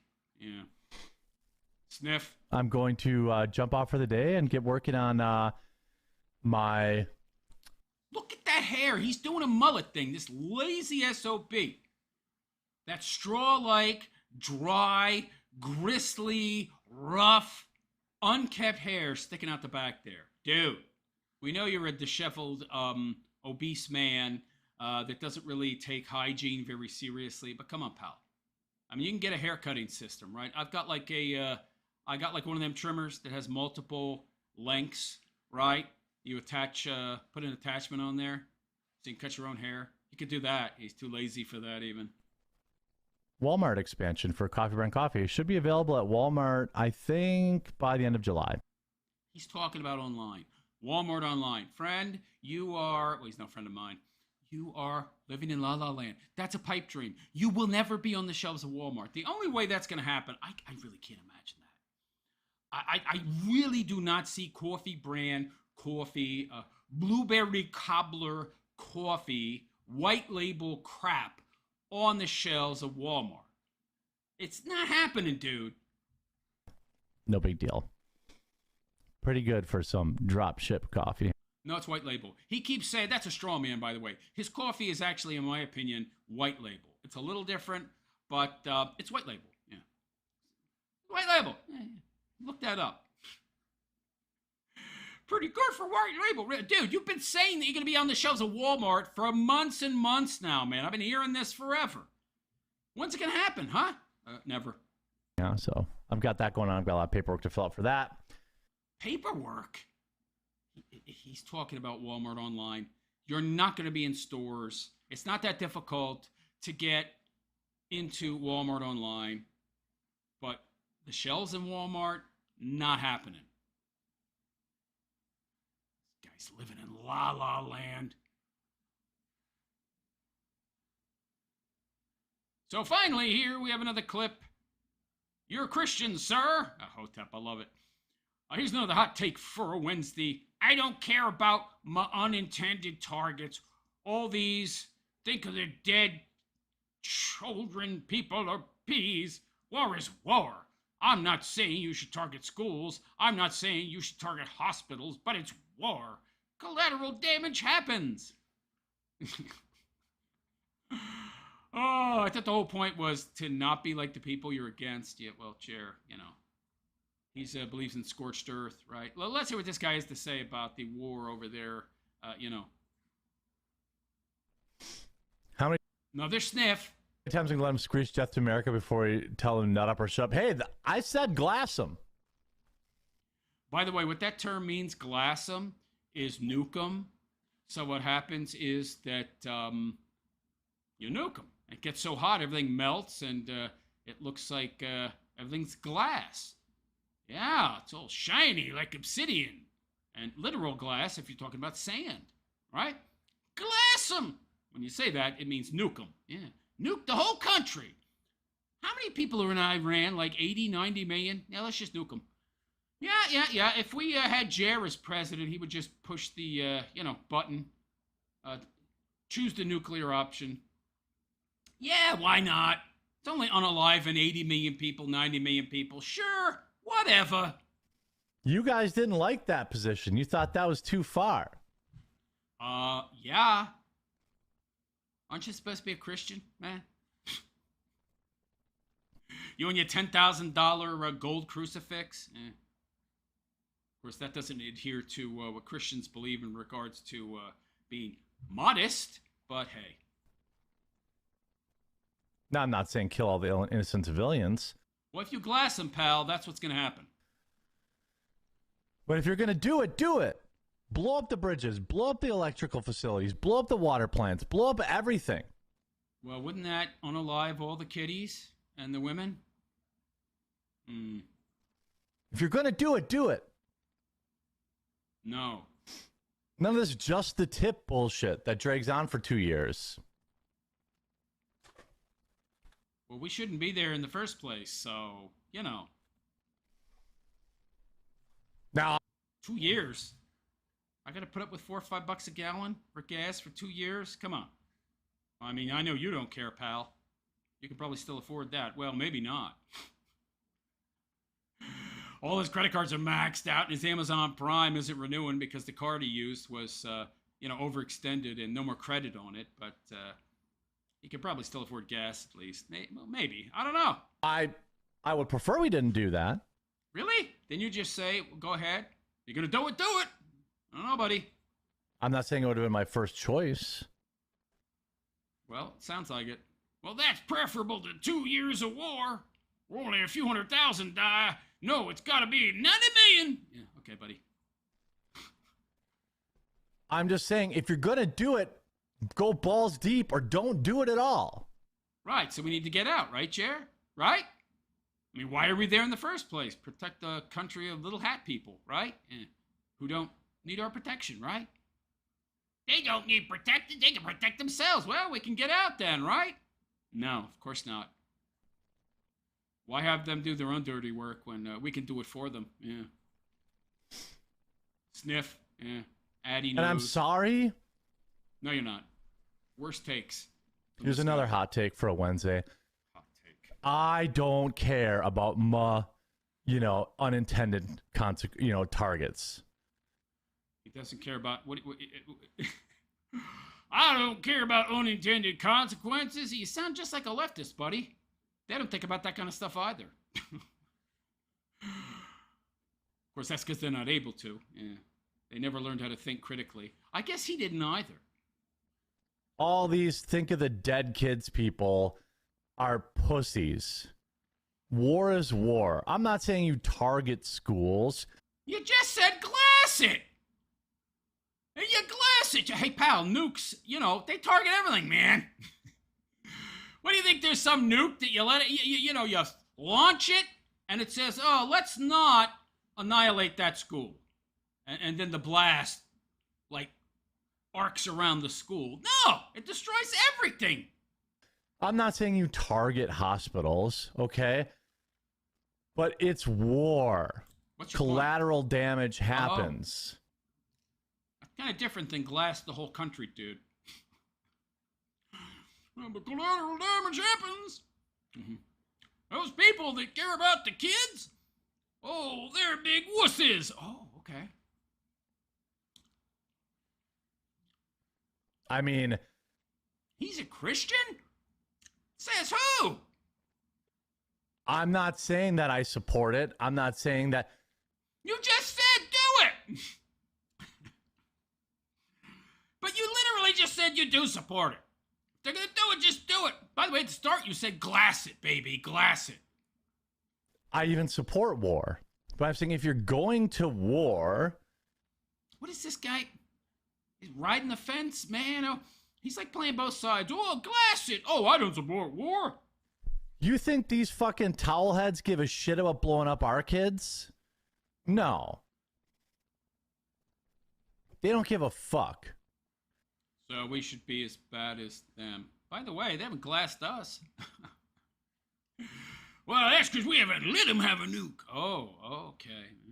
There's other forms of explosives. Oh, they have done some of that, yeah, but they didn't glass a whole country. So interesting. So, some terrorist attacks, and there are a lot by these extremist individuals globally every year, I'll admit, but they ain't glassed a whole country yet. So, the justification for glassing a whole country, well, you know, they killed some thousands, so we'll kill some tens of millions. Yeah. That's a brilliant take, buddy. In fact, they purposely target them in playgrounds in the UK all the time. So, yeah, if we did blow up that school or hospital, that sucks. But it's war. So, they did this bad stuff, so not only should we do the same, but on a million times greater scale. Wow. That's a brilliant take, Jer. What do you want? By the way, why does anybody ever question why they're doing these things? These global terror attacks that happen in large quantity every year. Could it be because we keep going into their countries and meddling in their politics and their affairs and their culture and their way of life and blowing it all to hell to feed the military-industrial complex ever more money and to keep us distracted from the real enemies who are actually in our own borders? No, nobody ever talks about that. Well, they're just evil people. Mm-hmm. Class them. What do you want? You want to put your big boy pants on and understand what war is? I don't think you got a clue, pal. You certainly don't understand why it's happening. Or do you want to be a pussy about it? Oh, you're a wuss if you don't want to glass a country. Yeah, if I don't want to nuke it. Sniff. I think the Addy is melting his brain. The Muslims, well, that and the booze, know that Americans are have too weak of a constitution, so they put their fucking weapons in the hospitals. Well, no, you see, if we delivered a death blow and you know, did the kind of requisite damage to stop this kind of thing, if we put the kind of measures in place where there wouldn't be any further attacks or war, well, then, you know, there wouldn't be excuses to go to war again in the future. We got to have those excuses, man. Got to keep the missiles coming, them bullets, them guns coming. All that stuff's very expensive, yo. Military-industrial complex needs your tax dollars, baby.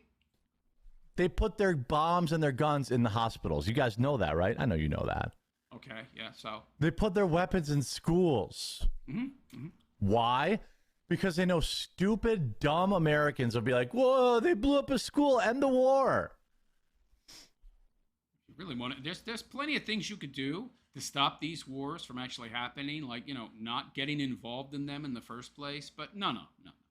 We got to go in there and bulldoze it all. Bomb them back to the Stone Age. Gee, I wonder why they don't like us. Well, if you want anybody to blame for those dead kids in the school, guess who it is? It's not the America for blowing it up. Well, you said glass it, man. You said nuke them. That's quite different. That's indiscriminate destruction. It's the Muslims who use them as human shields. Well, that's the completely different false conflation there to a certain extent. So we should blow up a hospital. Why can't we have targeted attacks, right? We can't send in ground troops. We got tanks. We got planes. We can't land troops. No, can't do that. I mean, what? Do we want Americans to die in place of their kids and their women? No, but again, we shouldn't even be there. How about we just not be there? You want to know the best defense? As Mr. Miyagi said, no be there. Oh, he don't get that. We got to be there. For some nebulous reason. That's the facts. We're letting 60 IQ towel heads beat us in the optics war because Americans have turned into pussies. No. He's playing to his boomer audience now. Yeah. I'm not saying I want war. I'm just saying if you... Actually, you do, and you have in the past, if I recall, in my opinion. You seem to want war a lot. If you don't want to blow up a hospital or a school, you're a wuss. Gotcha, buddy. Do it, fucking do it. Oh. Don't do this bullshit. Oh, it's bridge and electrical facility day. If you don't sign the deal, no, fucking blow it up. Yeah. Brilliant. If they had the power, that's exactly what they would do to you. They would show. Are you sure? I don't know. Maybe. Maybe not. I mean, why would they feel the need if we didn't keep going into their countries and destroying those countries? No mercy. Oh, well, they have that ideology, that religion. Yeah, well, you know, I don't know, man. Blow that shit up. Yeah, blow it up. Or don't start it at all. I mean, that's what I keep hearing. Well, they hate us because of their religion, and their religion tells them to hate us. We're infidels. Yeah, but they got their own countries. The only reason they're invading ours in mass numbers is to, you know, turn our countries into their countries. And the reason they're doing that is because we keep going into their countries and destroying them. That's my hot take. Mind your own business. Stay in your own country. Stop being the police force of the world. Stop feeding the military-industrial complex. Stop using these countries as excuses to start wars on behalf of certain, you know, little hat-wearing countries. You know, they can fight their own wars, right? Well, apparently not. There you go. Another brilliant take and series of takes from Jer. So it looks like we've learned some new things about Jer. He wants the glass Iran. He's going bankrupt. His credit cards are maxed out. Probably why he's applying for new ones. I don't know why, because if his credit cards are maxed out, his credit's probably not very good. Maybe it's still good enough to get new credit cards, though. I don't know why he would. Just cut down on your spending, man. No. He can't do that. Gotta feed that beast, right? That giant abyssal chasm within you, Jer, that no amount of tchotchke crap will fill. But anyway, let me know what you think of Jeremy Dale Hamley, a.k.a. the quarter founder, ham planet, ham burglar, cleaner outer of white castles. Should we glass him? Are you a wuss if you don't want to glass an entire country and annihilate all the kiddies and the women and everybody? Oh, man. Let me know what you think in the comment section. And please like and subscribe to my YouTube channel if you have not already. Hit that notification bell to be notified of any future content that I create. Also, leave a comment. It's good for the algorithm. And if you really like the content that I produce, please consider making a donation either via Super Chat, joining my channel as a monthly supporting member by hitting the join button below the video, or joining my Patreon, whose link is in the description. Anyhow, on that note, I'm out of here, folks. I am the Realist Philosopher, and I wish you all a good and pleasant day. Take care. Let's glass them rag hills. Ooh, yeah. Wow. You're brilliant, Chair. You're a verifiable genius. Glass them.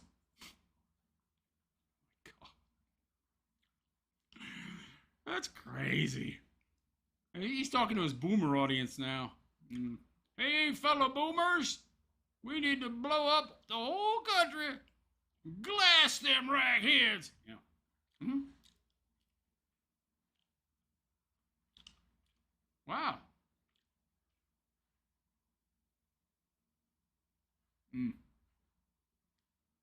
No more comments? So nobody cares about Jer anymore? Everybody just wants to hear about Styx? Jeez. I like reading the comments, but no comments. Oh, let's see where I left off. Not too many comments to read. Chappy chap. Nothing came to my head faster. I mean, oh, okay. Keo, well, that's fine. Keo Dino, nice hair. Talking about Jer? Kiwi mate. There's nothing wrong with Styx. Okay, we already read that. Garthos. So a lot of probation clauses involve no alcohol. Talking about Styx again. If that's part of the original offense, Styx being a drunk could be a probation violation and get him locked up. Well, dude's already got 2 warrants out for him, man. He doesn't seem to care about niceties of the law. Oh, there's no more comments? Adam Mayo, Styx is digging a deep hole by not biting the bullet. Whoa, Nuke the Beans! $20 super chat. Holy crap!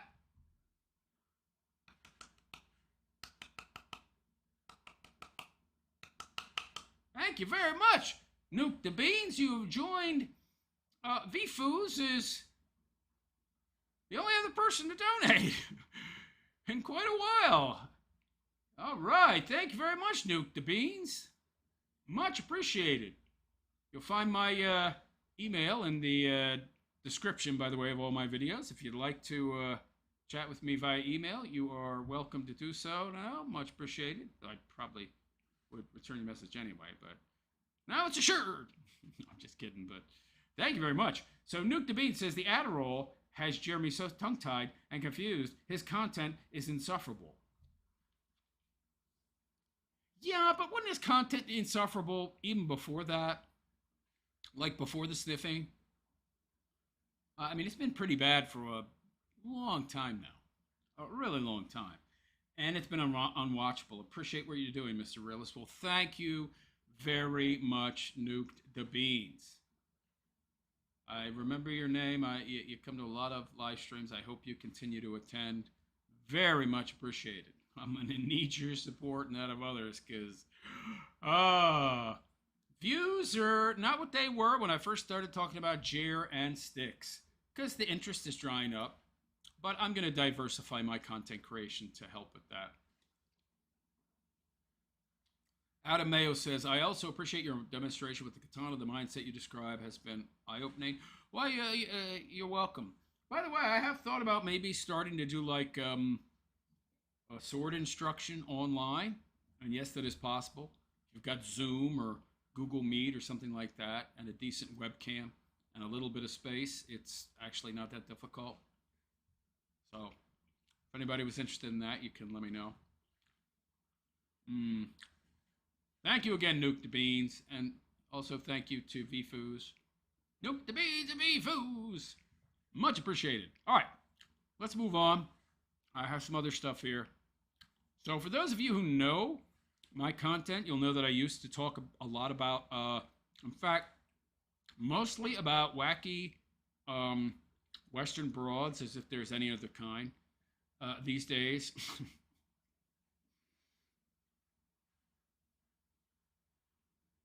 But I stopped doing that when I changed my channel focus.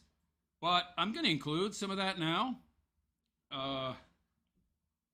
So just to diversify the content creation and, you know, also give some of my older audience, which there ain't many of, but even still, some of the stuff they like to watch. Okay, so give me a sec to set up. Looks good. Let me see how screen capture looks. There we go. All right. Crazy women. We like that. Well, I like that anyway. Just make sure my camera's centered. Yeah, that's good. All right. Yeah, good. Let me do a quick sound check here. Now 3 months that we've been Could be louder. separated, that Let's max it. Max it! he's begged me to A little loud, but okay. come back. That'll do. All right. So hello all and welcome. And it is I, the Realist Philosopher. And this is the Realist Philosopher Show. So how you all doing today? I hope you're all doing good, fine, and well. So I came across this video from a guy whose channel is called HL Talk That Thought. And he covers subjects in the manosphere, RP stuff, where he basically compiles TikToks of crazy Western broads flexing about divorcing their husbands and how great it is until it's not. That's some very funny stuff, and I have some takes I would like to give. And I don't watch these videos ahead of time, by the way. Same goes for most of my content, because I want my takes to be fresh and in the moment. So this should be pretty funny. This video is entitled, "She Left Him Thinking That He Would Beg Her to Stay and Instantly Regrets It." Now, except for the portions where HL Talk That Thought might comment, this is me commenting on TikTok content and wacky effing ... is broads, just like I would usually do. I don't always agree with the takes that this guy has, but he does compile some good stuff. So let's thank him. Thank you very much, HL Talk That Thought. Anyhow, let's get into this video. Now 3 months that we've been separated, that he's begged me to come back. I already got a number of red flags: gaudy earrings, fake gold, nose piercing, big, giant, inflated collagen, lips, tons of makeup, and probably filters as well. She's got the raptor claw fingernails. They look press-on to me, so she screams fake. She screams red flag. Yeah. Told me how much he loves me, how much he wants to make it work, how much he misses me and our dog. Translation: I don't want to lose half my crap. 0 times has he tried. It actually took less than a week. Oh, so he did none of that. I see. So he didn't bother to try and get back with her at all. Is anybody surprised? Wow. Look at those teeth. Oh boy. She looks like a man-eater. I would be celebrating also if you left. Although I wouldn't get with a broad like you to begin with. For me, or less than a week from me moving out for him to be on Tinder. Welcome back, family. Today we're going to talk about this woman who left her husband after 8 years of marriage, thinking he would come running back, begging her to get back together with him, but things didn't exactly turn out as she had planned. Why do women do this? Why would you leave your husband just to have him chase you? I just left because I wanted him to chase me because I didn't already have enough power in the relationship to begin with. I wanted even more. And I were together for 8 years, 4 years dating, 4 years married, and I decided to move out in February. And do you want to know how many times in the now 3 months that we've been separated that he's begged me to come back? Probably none. Told me how much he loves me, how much he wants to make it work, how much he misses me and our dog. Look. No kids? 0. Wow, look at them claws. 0 times has... She's got braces. Yikes. I see a lot more of that. Grown women with brace face. He tried... It actually took less than a week for me, or less than a week from me moving out for him to be on Tinder. Good for him. So, I am just, continuing on, and... This is an advertisement to any man out there who sees it not to date you. You'd understand that, right? Like, you're so bad, you're so horrible, you're so insufferable, you're so difficult to live with, you're just such an objectionable human being that your husband didn't even wait a week. He had a party when you left. He obviously doesn't give a shit about me. Well, no, he saw that you don't care about him because you just left. You just left, like he was nothing. And you're surprised he reacted in that way? His fault, of course. Yeah, you left, but it's his fault. I see. So...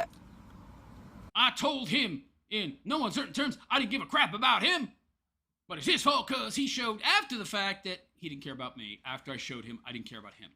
Got it. With every day that passes, I'm more and more sure of my decision to file for divorce. Ooh. In my head, my heart is still catching up, but You're gonna be alone forever, sweetheart. Forever! Get there. And I think my intention with sharing this with you is just being vulnerable. To cope. And maybe the internet isn't always the best place, but in the time... Maybe if you had been vulnerable with and talked to, communicated with your former husband before you left him, maybe you wouldn't have felt this need to leave, although it's probably spurred on by watching too much TikTok. Times that I have chosen to be vulnerable with people are some of the best moments that I've had in making friends. See, she just told you she wasn't vulnerable with her husband. And she wondered why they weren't close. Meeting new people. So I think there is value to sharing what I'm going through. Translation, meeting new people. I want to ride the CC some more. Yeah. Because maybe I can help somebody else not go through the same thing. Yeah, they would have to do the exact opposite of what you did. So you're not going to help anybody, okay? Except make their life worse. So yeah, he obviously doesn't want me back, and... I wouldn't want you back either. If I married you and invested all this time and effort, and you didn't make any real effort to get close to me, be vulnerable with me, and then you just moved out without a word, I'd say bye too. I'm not going back, so... If you've been waiting to apply for disability benefits, don't. Hi, I'm Sarah, and I'm a lawyer at Atticus. This is my life now. Yeah, I got news for you, honey. Honey, he don't want you back, okay? What is it with these women? They don't understand how men think, how we operate. Sweetheart, once you're gone, we don't care about you no more, generally speaking. And there might be some simps out there that, would chase you, but you're nothing special, honey, okay? Is that 2 nose piercings in 1 nostril? First of all, I want to commend this courageous man who didn't give in to the sordid game of emotional blackmail this woman tried to force upon him. Mm-hmm. I'm glad to see that there are still men who know how to preserve their dignity. She left just to see if he would chase, because she wanted him to chase. Wow.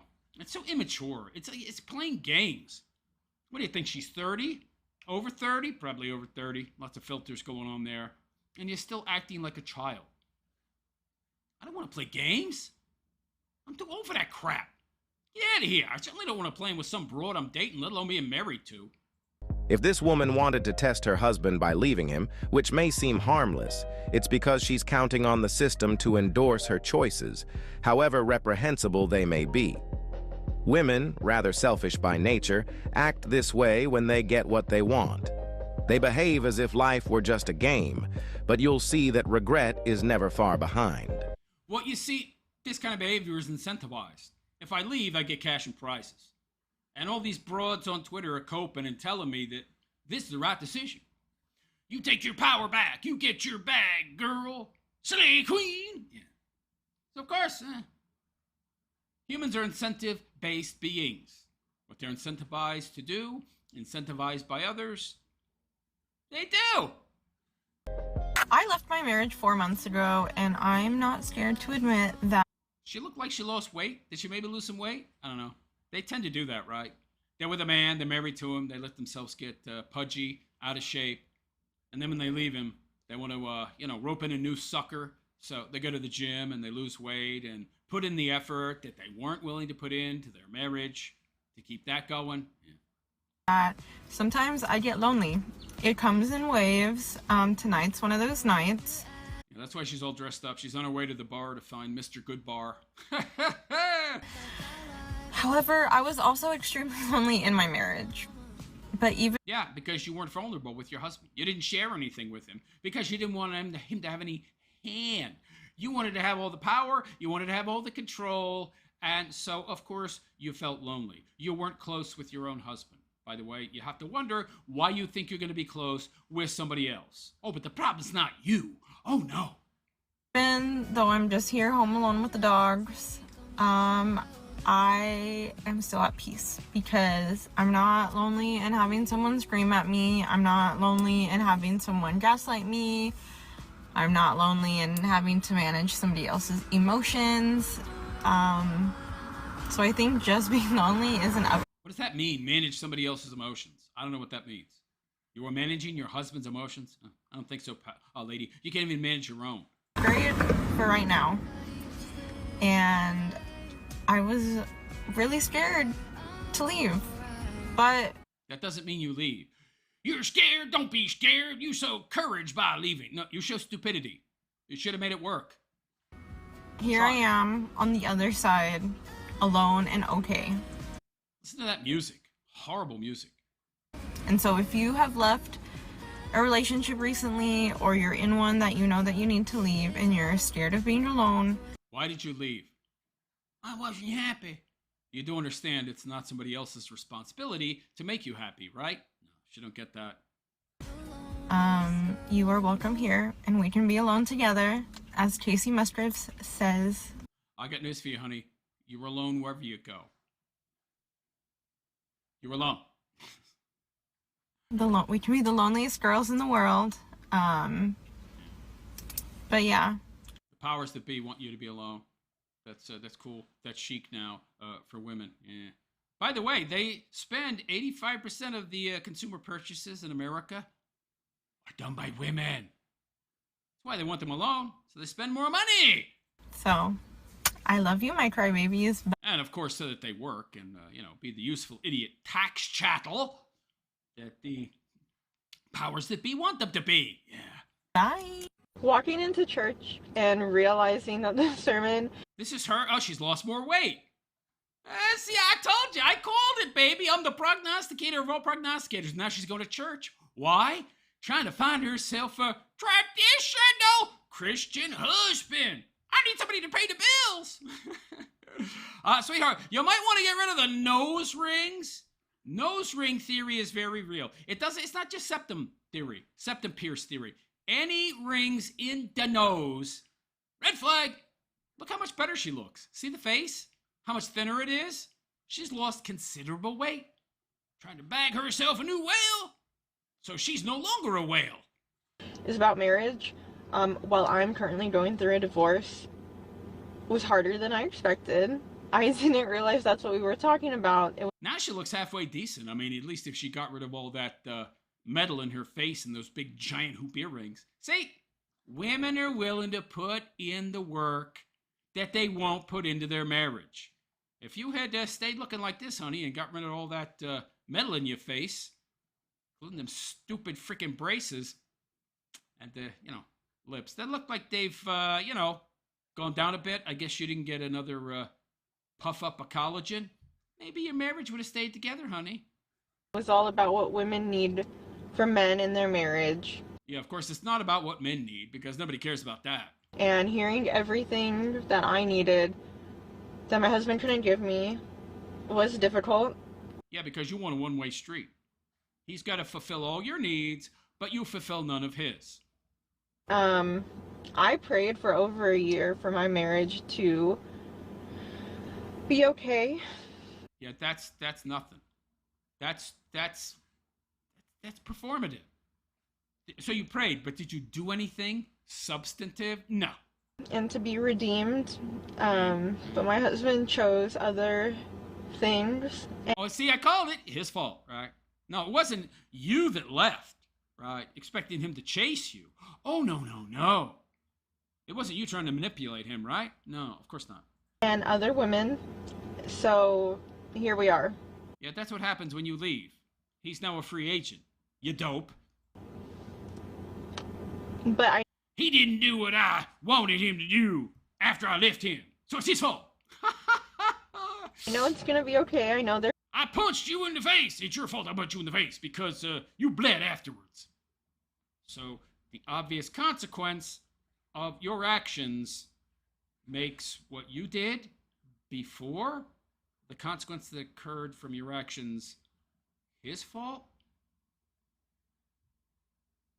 In regards to your actions that came before? That doesn't make any sense. there's hope. This is not the end of my life. There is no hope, honey. You're done. You're cooked. And if you're currently going through the same situation, it's not the end of yours either. Yes, it is. I don't know if I'll ever get remarried again. Maybe. There's a lot of simps, suckers, losers out there. So sure. I mean, whoever you find isn't going to be as good as the guy you left. I can guarantee you that.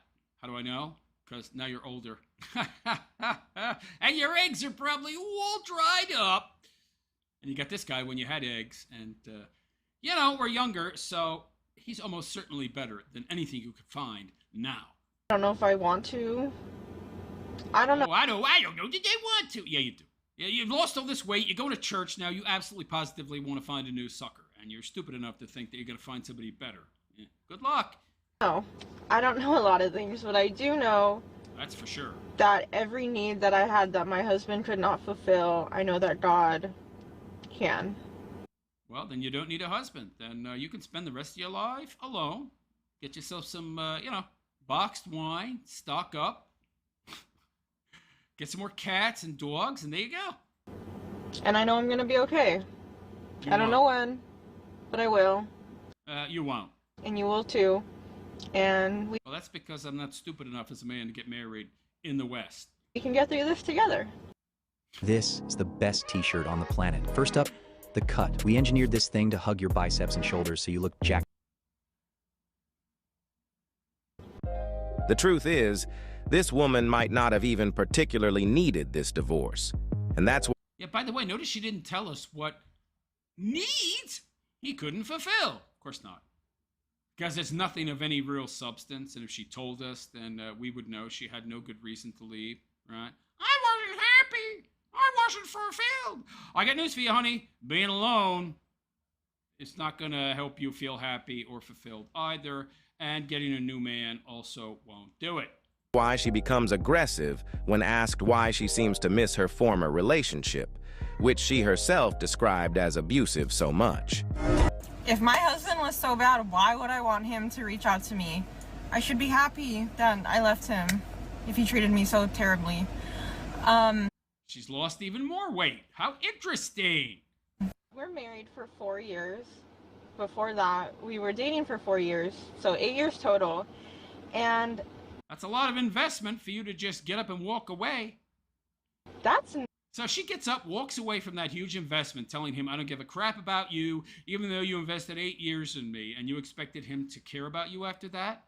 After you treated your relationship? After you treated it with such flippance?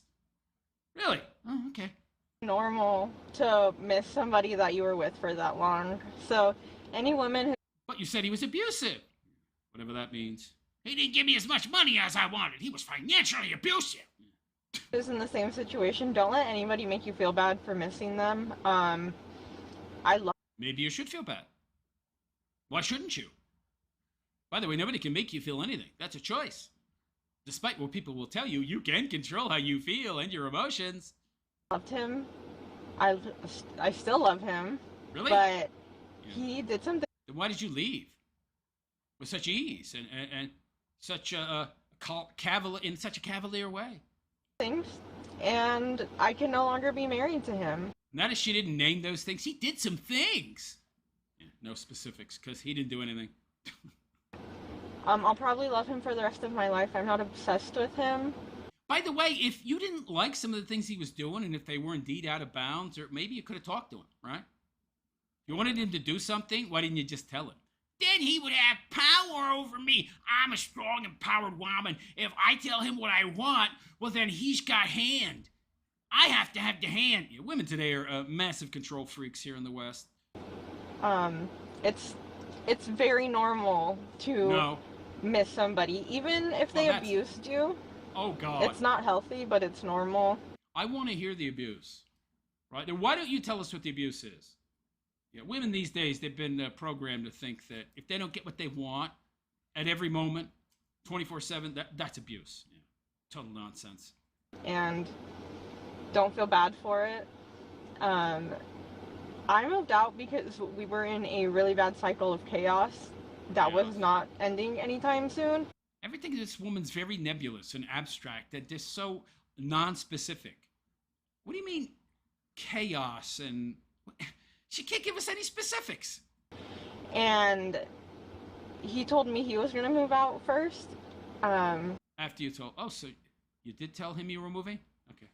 He didn't just come home one day and everything was gone? I bet that was the case. I bet he come home and everything's gone and she's gone. Left him a Dear John letter. And I couldn't afford that apartment myself, so I made other arrangements. We never said that we were going to get divorced. Mm-hmm. She's looking for a new daddy. Looking for a new, Beta Bucks Deluxe. Cash go. You're not going to find him, honey. We just needed space. Oh. So, talk about a surprise when I find out less than a week later he's on Tinder. Space, when a woman says that, she means, I want to bang other dudes. Which a lot of men in the comments thought that was like some sort of gotcha moment. I was not on Tinder. I have single friends, and they know who my husband is. So, it's a small valley. Yeah, sweetheart, I wouldn't be surprised if one of those friends gets with him, okay? You're gonna see people that you know. In my mind, I'm still married until the court says otherwise, so I'm not dating, I'm not on any dating websites, I'm not... Oh, you're so morally superior! Yeah, you take this stuff so seriously that you just leave to play a game. looking. I'm trying to heal from what I've gone through, and... Self-inflicted, I might add. That is why I'm posting, because I think that vulnerability is important, and... Even though you weren't vulnerable with your husband. You weren't vulnerable with him. And I would never share this online. Okay, then don't. Just keep scrolling. Nobody is forcing you to. And nobody forced you to leave your husband. And he did not abuse you. If he abused you, you would have been specific about the details. And you were not. I don't really care what you think. I don't really care what you think about my situation, because obviously you do. Obviously you do, or you would not be posting this video. Because this video isn't for you. This video is for the women who are in the same situation, who are scared to leave, who think that their expectations are too high. Like, you mean women that are trying to gaslight themselves into believing that their stupid decisions were justified and actually a good thing? Ah. Feel crushed when all your loan payments hit at once and your paycheck vanishes? Simple Lending helps people just like me find... Move on. Like... Well, if you were moving on, then you wouldn't be making these videos. And you wouldn't be making up all these excuses and saying you're not dating anybody or looking, which I don't actually believe. Anybody out there thinks she hasn't had her pipes cleaned since she left the hubby? Yeah, I certainly don't. I'm gonna move on one day and I'm gonna be happy. No, you won't, because nouns don't happiness bring. People, other people, places, and things don't bring happiness. So you will not be happy. Ever. And so will you. So. I already am, 24/7. Because I found out the secret about circa 2010 or something. You have not. We're in this together. No, and we're to not. all the men in my comments, keep commenting. You're giving me boost. You're boosting my followers, my engagement. Like, I really... And that's really all you care about. That's all you care about, attention and validation from other people. God forbid you listen to men. No, just talk to other women who have made the same missteps that you have. That's really going to help you grow as a person. Yeah, don't listen to what men have to say. Why would I listen to men about what men want? I don't care about what men want. Yeah, you made that very clear, sweetheart. You don't care. Call me ugly. Call me annoying. She's not a bad-looking broad. Especially since she obviously lost quite a bit of weight. Need to get rid of the, braces and nose rings and stuff. But, you're okay. But you're too old now to have kids, really. If you did, they probably would be a Down syndrome baby. So, yeah. It does not affect me in any way. So. Yes, it does. You know how I know? Because you're saying it doesn't. If it didn't, you wouldn't feel the need to say that. You dope. Bye. Bye. Oh, wow. Wow. Yeah, she's annoying. I take back what I said about her being at least moderately cute. This is what happens when you let yourself be influenced by social media. She ended up giving up on a relationship she cared about all for nothing. In the end, it always ends like... Oh, wow, she's lost even more weight. Wow. Yeah. But you're still alone, ain't you, honey? Yeah. Like this. Regrets and unnecessary pain that could easily have been avoided. Oh my gosh, guys, I'm famous. Freaking Valley Girl. Oh my gosh! Oh, God. Somebody came up to me in Home Goods and was like, are you the girl from TikTok? I think it's because I'm wearing the dress in my profile picture. But I've made... You're famous for being a dullard. Yeah. Among other dullards and vapid airheads. Congratulations. The TikTok brain morons. He was like, it's cool to have haters. And you know what? Yes, I have a lot of them. Yeah, I wonder why. All the men in my comments and some women, but you know, whatever. What should I call you guys, my fans? Crybabies? Because, you know, my name. You left your husband for a TikTok clout. Brilliant. Anyway. At least you can be vulnerable with your cats and dogs. Ferrets. Whatever weird pets you get to fill the void, honey. It was so awkward, but I'm famous, I guess, you know. That's the... Yeah, I hope that, you know, I hope that's enough. I hope that fame gets you through a lot of lonely nights, sweetheart. Kind of woman she is. And I'd also like to understand why all the women who seem happy on social media only have a dog in their lives. What the hell? This is how little this chick has going on in her life. She actually colors her dog's hair. She got a little pocketbook carrier for one of these tiny little mutt dogs that she carries it around with her. And she colored the dog's ears pink, because of course. Is this the ultimate model of success that the modern woman is trying to sell us? If you have... This is what they've been sold. To believe is success. Yeah. The answer? Please tell me in the comments. Bellas, protect yourself. Yep. There you go. There you go. This chick and her, you know, pink-haired dog are the epitome of success for a woman. Yeah. You'll never have kids, and you'll probably never be married again. You're going to spend the rest of your life alone. I mean, unless you know, count boxed wine as a companion for this dog, which I don't. I count the same species as a companion. But anyway, let me know what you think. Is this woman the epitome of the modern woman? Very objectionable and, you know, repugnant.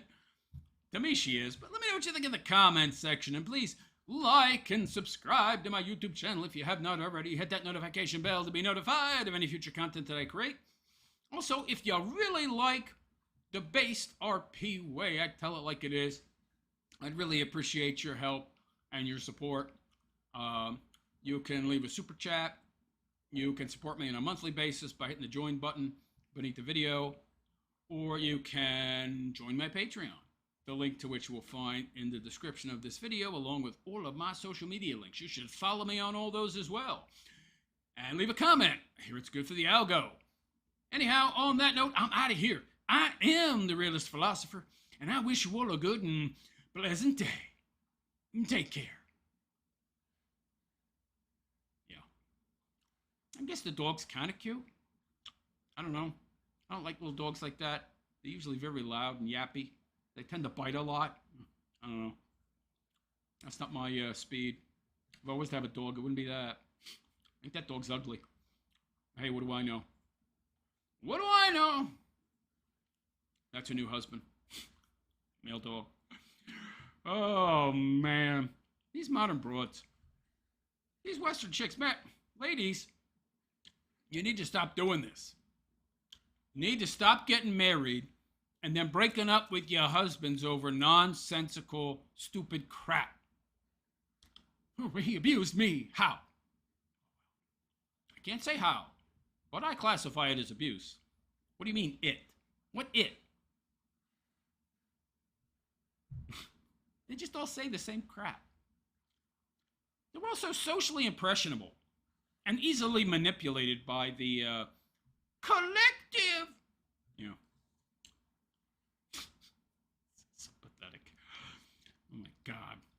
No wonder we have a birth rate crisis. Whitey ain't having kids. Hell, the country's on the decline. We're not replacing our population. Well, we need to bring in a lot of low IQ morons to do the dummy work. You know, well, that's great. So they're going to replace us. So in 100 years, it's going to be all Mexicans and, you know, people from South America.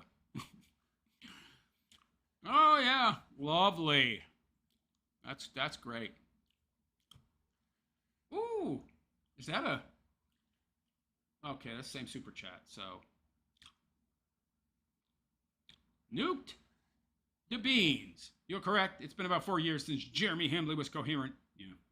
Yeah, Jer is incoherent. Maximal incoherence. Meme Machine. Hey, Meme Machine, how you doing? Meme Machine says, nuke the beans. Jer was always like this. He just hid it behind curated 10-minute videos till the ad poc, and he was forced to switch to live streaming for super chats. Problem is his real personality is exposed. Yes. Jager19. Hey, Jager, how you doing? Hey, Realist. Hey, guys. How's it going? It's going.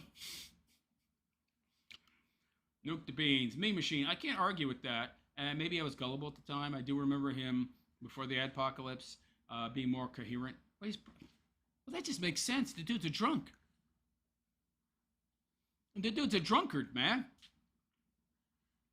You know, that the effects of alcoholism are cumulative, so it takes a while. So, yeah, 10 years of boozing it up, I would expect you to be less coherent. I mean, just look at Styx. Oh, Vifu's, wow, she's insufferable. Yeah. Yeah, but she's not a bad-looking broad. I mean, she's not hot, but she's not bad. Can you imagine her 8-10 years ago? I mean, yeah, wasn't bad looking, and 10 years ago she would have been pretty fertile. So the guy was like, "Ooh, I hit pay dirt." Yeah, well, Matty Ice, LMAO, Jagger19. She looks like one of those clay figures. Yeah. Well, she's obviously got some collagen in her lips, probably Botox too.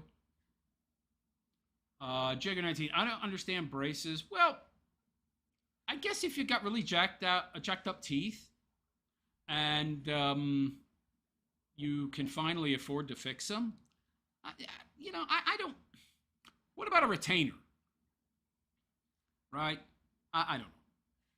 I don't understand braces in your 20s, early 30s. It says to me that you never matured beyond the teenage phase. I don't know. I guess it depends on how jacked up your teeth are. If she had really bad teeth, maybe, but I don't know. It's a little weird. That's usually a red flag to me. Jager. Modern women never take accountability for their part of the problem in marriages. No. No, they do not. I'm not the only one to notice this. I don't think. All right, we got some more Jer stuff, by the way. Jer Glass, Iran. Okay, let me see. There we go. All right, give me a sec to open up the next segment. Again, if you know my content, you know I don't have tons of tabs open at any given moment. So I got to open it, then I got to pause the video, and then I got to open another one. So I know this is tiresome, but at least I'm able to speak while I'm doing it, so you don't have dead Probably air. everybody. Unlike Jeremy, who is known unaffectionately as Dead Air Jer. I swear. Gatekeepers like this guy, they really, really annoy me. He's clearly untalented. He's one of these people I was talking about at the start of the show. The only reason that he's popular is because he got on YouTube early and he had a decent understanding of the SEO, which is what drove discovery on YouTube back then. It's not really the case anymore, which is yet another TBC.com. Which is yet another reason why his channel is failing so badly. Anyway. Did I already play this? Give me a sec. TBC.com. And we'll see you in the next segment. I should have waited to promote. Oh, no, this is different. All right, never mind. Okay, 1, 2, 3, 4. I think that's all of the tabs I wanted to open. Okay, yeah. Failed studio. Yep, okay, we're ready. More Jeremy Hambley, baby. More Jeremy Hambley. By the way, we'll get to your comments once I'm done dunking on Jer.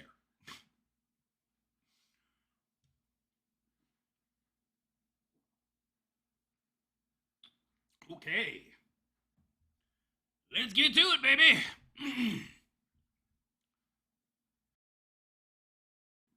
Sorry, wrong tab. I hit the wrong button. I'm not very good at this. I've told you this before. I'm aware of my limitations. There we are. All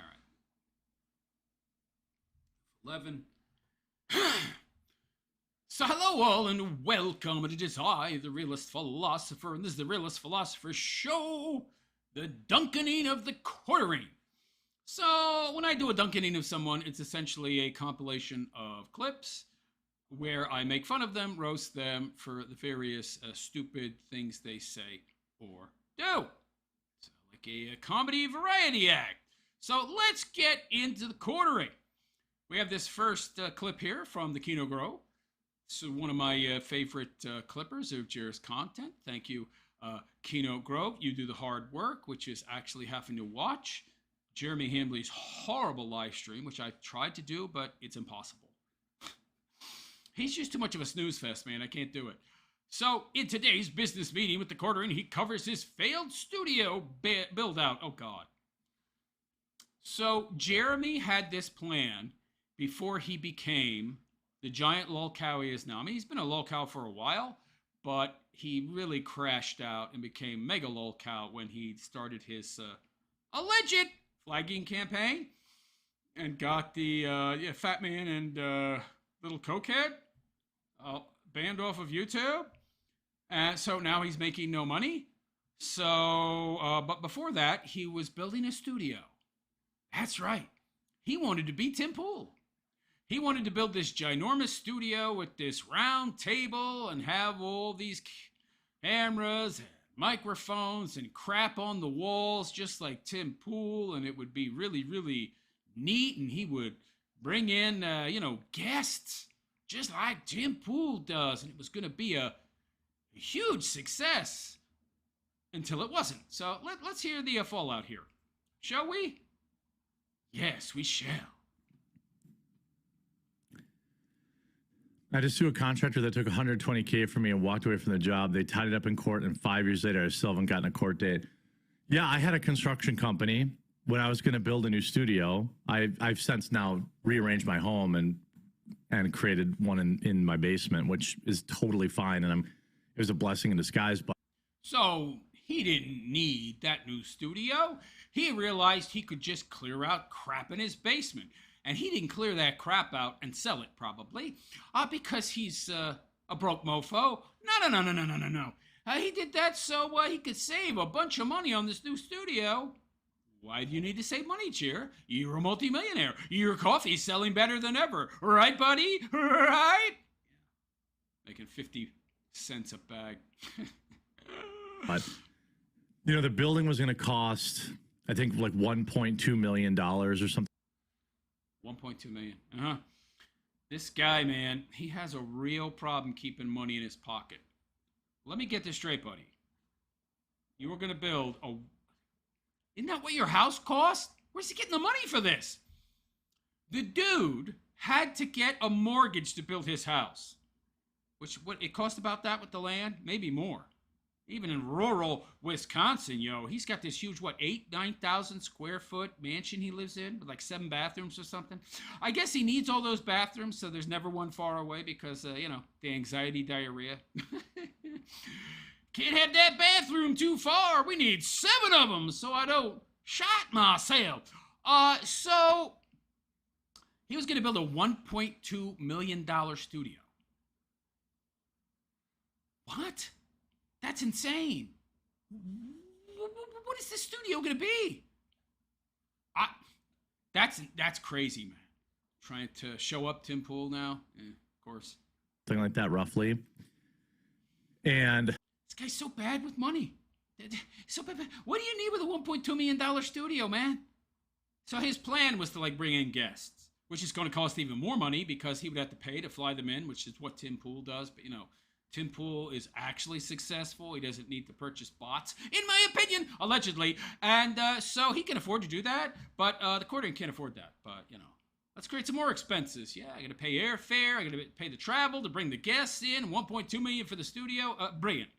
In order to, like, lock it in, I had to pay 10% in cash. So it was about 120 grand. Mm-hmm. They then proceeded to go 8 months without doing anything. So I canceled the job. I said, give me my money back. What kind of contractor did you hire? 8 months. Wow, that's bad. By the way, they made 5% interest on my 120 grand for those 8 months, I'm sure, you know. Well, I don't know about that. Only if they invested it. Most banks don't really offer any substantive, interest. What kind of interest can you get on a savings account now? 1/3%, maybe. Not even any. You can't really get interest hardly at all anymore on a savings account.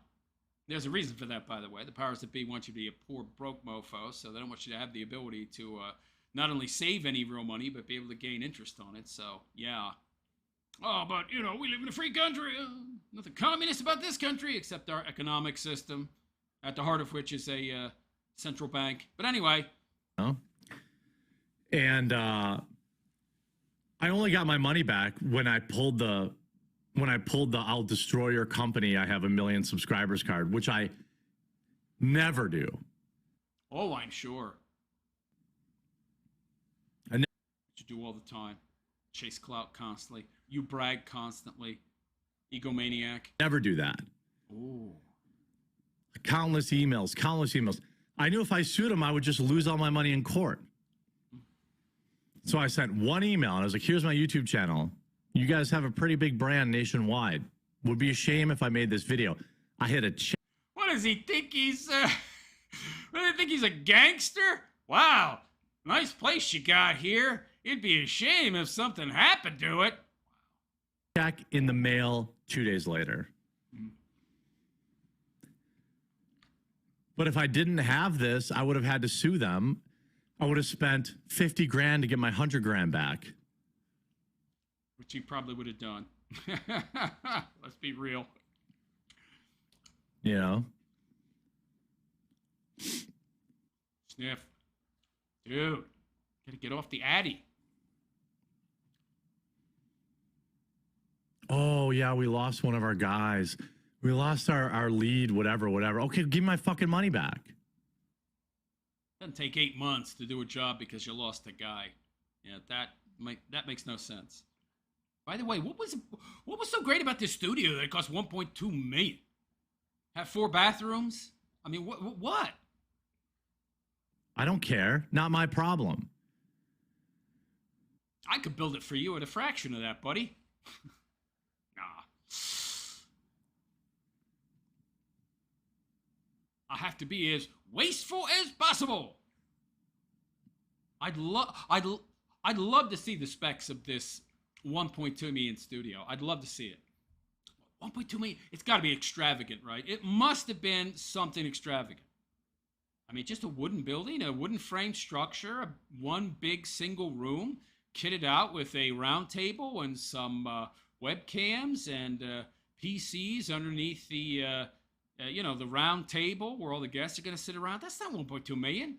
Put some central air in there. That's 20 grand maybe. What?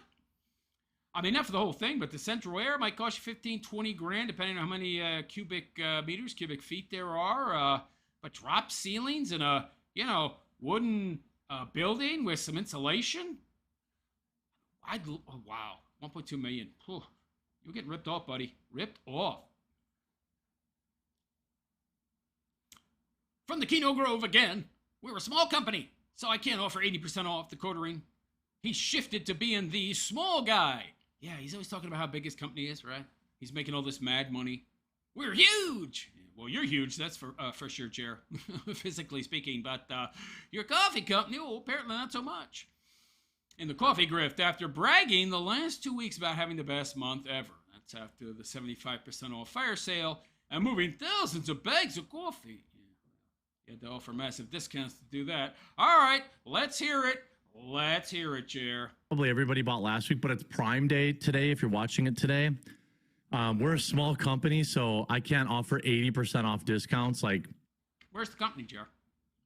What small company? Where's your roasting facility, buddy? Nobody can seem to find it. Where's your roasting facility where the beans are roasted and then bagged and then shipped out all in one facility? There's nothing on the books anywhere. Gee, that's so interesting. Almost like it's drop shipped or white label. You know, a lot so that Amazon will actually feature us. But buycbc.com if you Sugar cookie, blueberry cobbler. He says that's his best seller, but like for the bags of the coffee, he sold like on average less than 100 a month. So you haven't bought already or you're looking to restock, I put our hot butter rum at 50% off. Restock. All of our coffee ships free overnight. And well, it's not free. You're paying Amazon 30% of the overall cost of the coffee. Oh, man. hopefully, maybe this will entice you. There's also, you can also do subscribe and save. So if you already have a blend you like. By the way, he says that when you do the subscribe and save, he makes 50 cents a bag. 50 cents. It's a pretty small profit margin there, Jer. You're a brilliant businessman, buddy. I mean, $1 would be 5%. So your profit margin per bag is 2.5%. Okay. It's not so good. And probably not even that. The subscribe and save coffee is going to cost less. But, I mean, overall, the overall cost, the overall amount he's making might be like 2%. That's terrible. You can do subscribe and save another 5% off your There goes your profit margin, man. You know, how you making money on this stuff? Bag every month. That's the deepest discount I can go without, losing money. Didn't you just have a 75% off fire sale? Oh, right. That was the watermelon coffee. Tiger's blood. Does tiger's blood taste like watermelons? By the way, who the hell is drinking watermelon coffee? Oh, nobody. That's why it was 75% off. But we are a small business. You can see Amazon even now denotes us as a small business. You're a small business. I think we're huge, man. You're global, baby. You're making bank, man. No, apparently not. So it seems like Jeremy's Coffee Company is whatever Jeremy's Coffee Company needs to be in the moment to fit whatever narrative he's spinning at any given time. Yeah, Schrodinger's coffee. Buy CBC.com if you're a coffee drinker. Pick up some Kona today. Pick up, some of the hot butter rum. That's 50. Kona? Isn't that expensive Hawaiian coffee, right? One of these content creators said they bought his Kona coffee and they said it smelled like Kona. I mean, maybe it's Kona. Maybe it's not Kona. Maybe it's part Kona, part not Kona. Maybe mixed half Kona, half not. I don't know. 50% off or our regular, our Ethiopian or. I mean, this guy doesn't adhere to FDA regulations about labeling his product correctly, so I would not put it past him to do a half and half mix and not tell you. Yeah. Colombian or decaf or double calf. Just speculating, by the way. Half or dark roast, not just flavored coffee, but buycbc.com. If you're not just flavored coffee, you're also regular coffee, but it still costs an equal amount. $20 for 12 ounces. Yeah, I'm going to pass. If you're, taking part in Amazon Prime Day today and you want to support the channel, if you're already a customer, remember you can subscribe and save another 5%. Which totally annihilates your profit margin. Oh, no, I'm still making 50 cents after that. Wow. Oh, wow, you're rolling in the dough, buddy. And no wonder you're selling all your crap. Listen to what. Wow.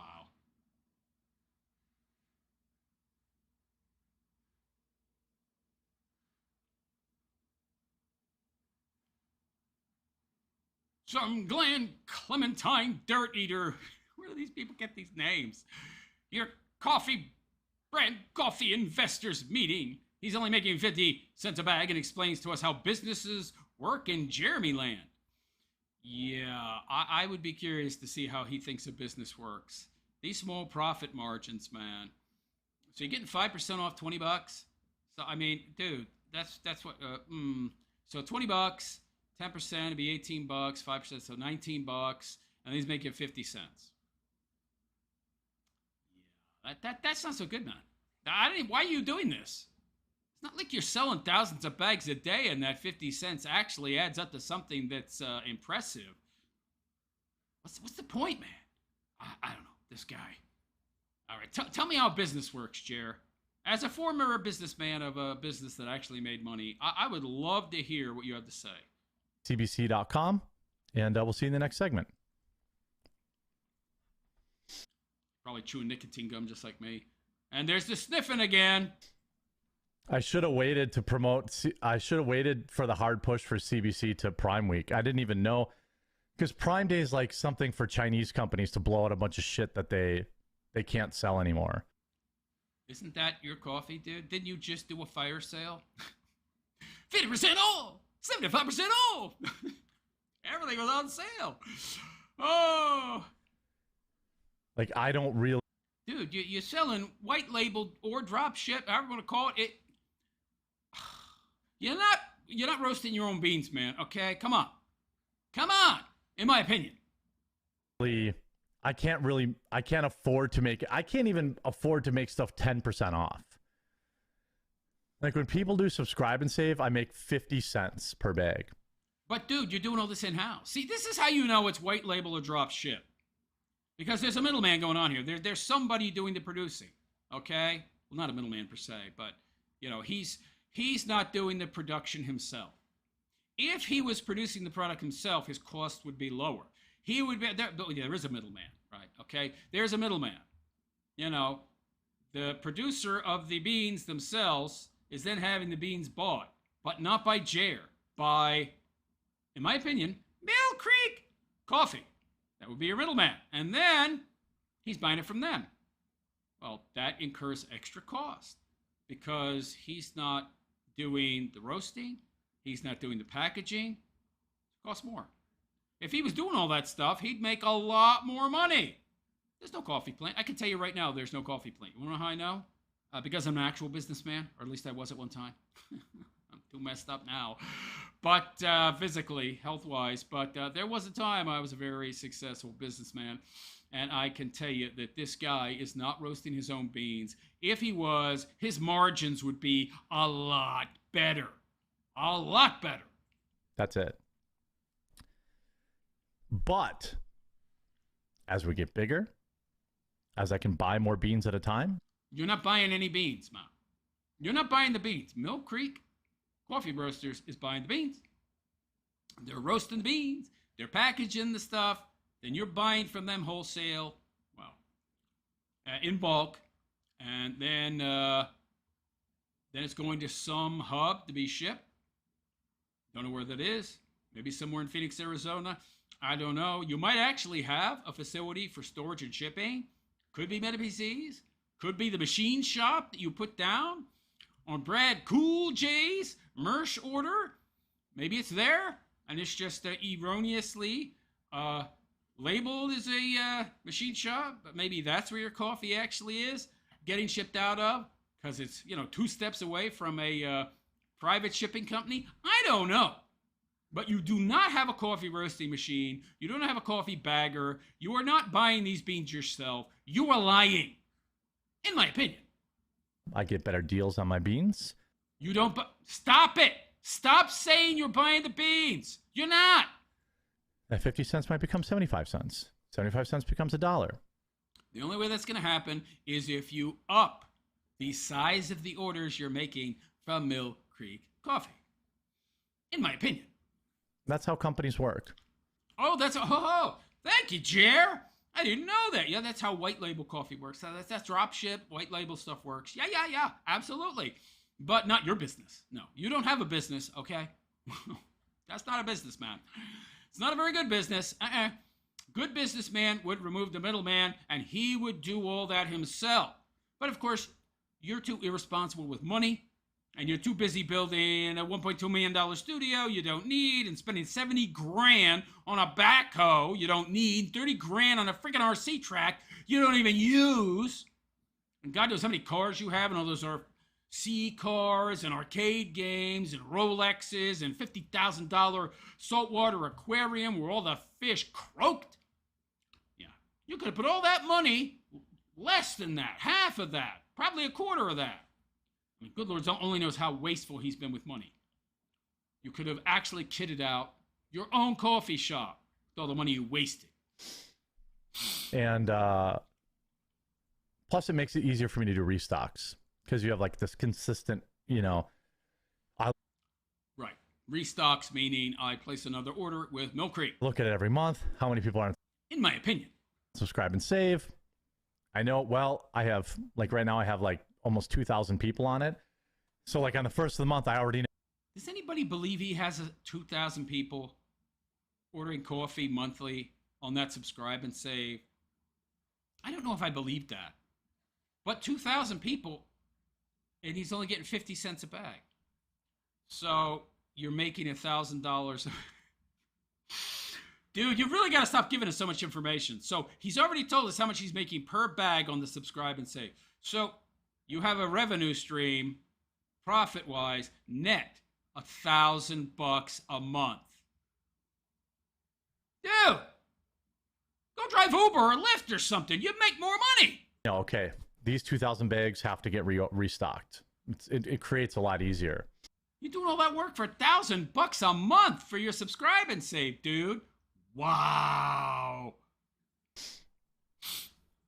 Addie knows. When we do the fall season with Halloween flavors in Detroit, yep, the Halloween flavors will come back in fall.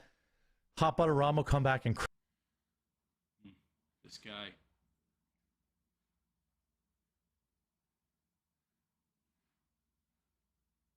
I need that money. I really do. I need that money. DSP vibes. Ha ha ha. Okay, another short clip here. We'll be done this segment. All right, Chair. Let's hear it, buddy. Oh, God. More Coffee Brand Coffee, of course. Yeah, of course. We're an extremely small company now.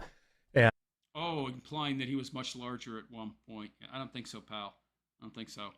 Well, I'm sure he's extremely small now. I don't think he was ever big. And you're extremely small now because you, went on a flagging campaign, in my opinion, and scared away all of your customers. Most of them, anyway. And basically, I'm handling all the customer service. I'm handling all the shipping, everything right now. Wait. First of all, no, you're not with the products ordered off Amazon. However, you also can buy the coffee off his website. Now, for that coffee, he has to handle the customer service and the shipping. Okay? So he makes more money from obviously from the products he doesn't sell on Amazon, who takes 30%. But what do you mean are he and his wife doing this in his basement? Are they in their living room boxing up hundreds of orders of coffee per month? Probably. I don't think it's going to be. Well, then again, he said I had those subscribe and save members. Are him and his wife packaging up thousands of bags of coffee a month? Well, it's high time your wife did something to pull her weight. Okay. He's handling the shipping. He's so desperate for cash.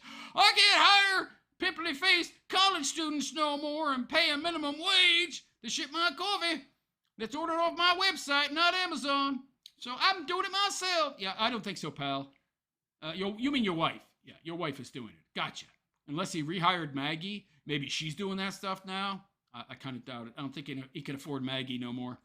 We're in a crazy time, and I could definitely use your help. And if you already bought something. Oh, you need our help. Oh, okay. You're desperate. If you already bought something, please come back to the item you bought. Click on it. There it is again. His Prime membership is paused due to billing issue. Yeah, so whatever credit card he had that was on auto pay to cover his monthly Prime membership is maxed out. And yeah, he's broke. His credit cards are all, maxed out. Great. Wow. But you're doing so well, man. By the way, $50 for a 12-ounce bag of coffee, even if it is Kona? I don't think so. Slide down and write a customer review. 63. Is that 83? What? No. So he's got 63% 5-star, 19% 1-star, 18% 2-star, no 4 or 5-star. No 3 or 4. Wow. So that's a lot of 1-star reviews, Jer. Just so you know, when I buy a product off Amazon, if it's like more than 5-6% 1-star, probably don't buy it. Meanwhile, his customer reviews 3.7 out of 5. Looks like people are not liking your kind of coffee very much, Jer. 3.7, not so good. All 3 ways help us out. Yeah, because we should help you, right? Oh, yeah, let's help Jer. Yeah. God. So he's desperate. He's running out of cash. He is not roasting his own beans, in my opinion. He's got a middleman. He's got Mill Creek doing it, in my opinion. And so he's leaving a lot of money on the table. If only you had had the foresight, Jer, to not buy all that crap. You could have invested that into an actual production facility for your coffee, and you'd be saving a boatload, and then you'd actually be a real businessman with a real business, producing your own product, cutting out the middleman, and making real money. Maybe. I don't know. I don't think he's capable. He's not a businessman at all. So there you go. There you go. Jeremy Hamley, coffee mogul, is strapped for cash. So strapped for cash that his credit cards are all maxed out, which is probably why he's been found on numerous occasions to be searching and applying for new credit cards that he can then max out. Brilliant! So, that's it for the quartering, literally and figuratively. Let me know what you think in the comment section. Is Jer broke? Is he out of cash? Is he in the red? Is he barely scraping by? Is he gonna need to sell that palatial swamp mansion of his? That Shrek paradise that he lives on? And move into a 1-bedroom apartment with his wife? 2-bedroom then. She needs somewhere to sleep too. Let me know what you think in the comments section about Jer's future. It's not too bright, I don't think. And if you like my content, give me a like. Hit that notification bell to be notified of any future content that I might create. Don't forget to leave a comment. It's good for the algorithm. And if you'd like to support my continued content creation, you leave a super chat, all right? Any amount's greatly appreciated. Or you can hit that join button below the video and become a monthly supporting member on YouTube. Or you can follow me on Patreon and support me there. You'll find that link in the description along with all my social media links, which you should also follow to keep abreast of any videos I make or any comments I make on various social media platforms. Anyway, on that note, I'm out of here. I am the Realist Philosopher, and I wish you all a good and pleasant day. Take care. Oh, Jer made all of $10. I'm making more money in Super Chats than this goofball. All right, guys, take care. Wow, this guy. Why does he even bother? I don't know why he bothers. What's the point, man? There's really, it's kind of pointless. 50 cents a bag? His subscribe and save is making him $1,000 a month. That's probably where the vast majority of his customers come from. Like a real business. Dude, you're garbage man, you'd make better money. They can make some pretty good money, right? I don't know. Be more than he's making off this coffee company. Jeez. That's really bad. 50 cents a bag. Him and his wife, they're scrambling in his living room to box up thousands of bags of coffee for $1,000 a month. Holy crap! That is not good. at all. Jager says, I've read more comments about Jer saying he's slipping more and more into insanity as he's losing everything he built up. Wow. It seems to me like he's just trying to keep up appearances. Yeah. That's all he's about, man. That's Jer in a nutshell, appearances. And pretend like everything's all right while he tries in vain to one-up people online.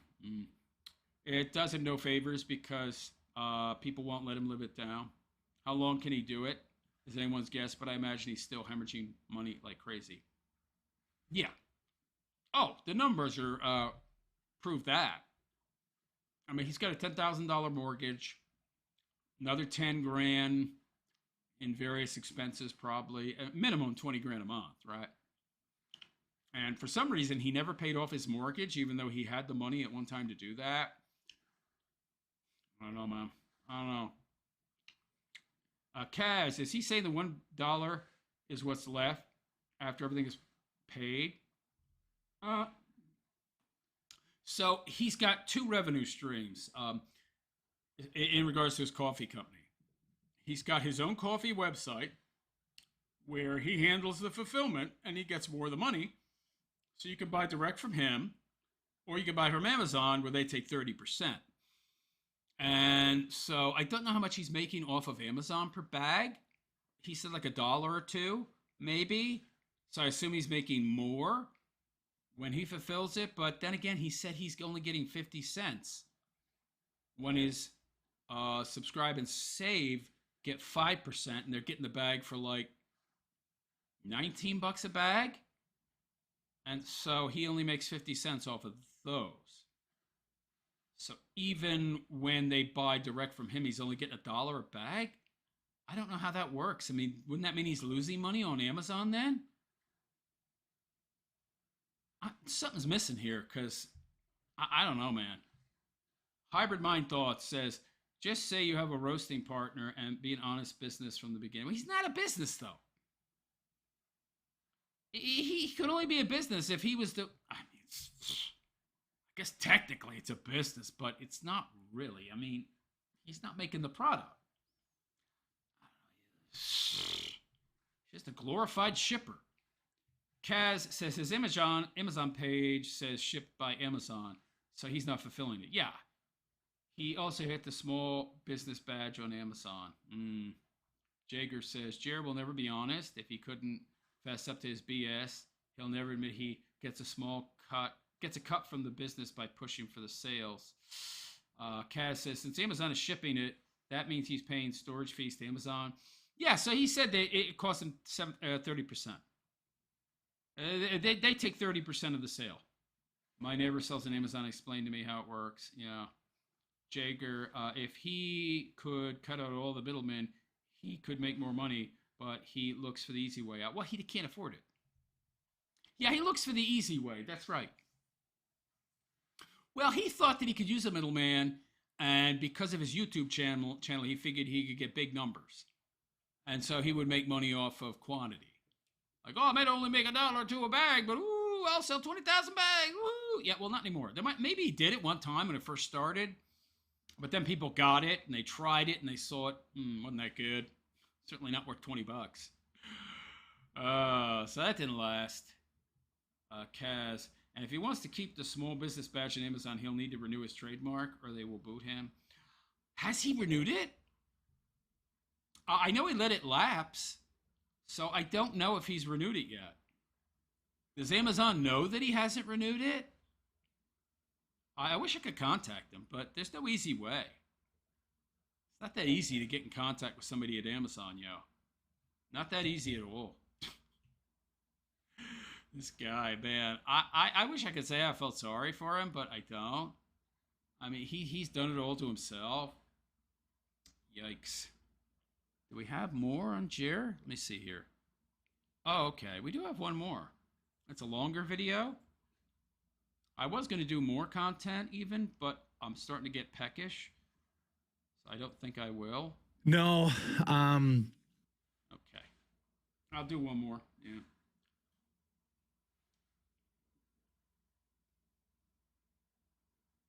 Ooh, that's good.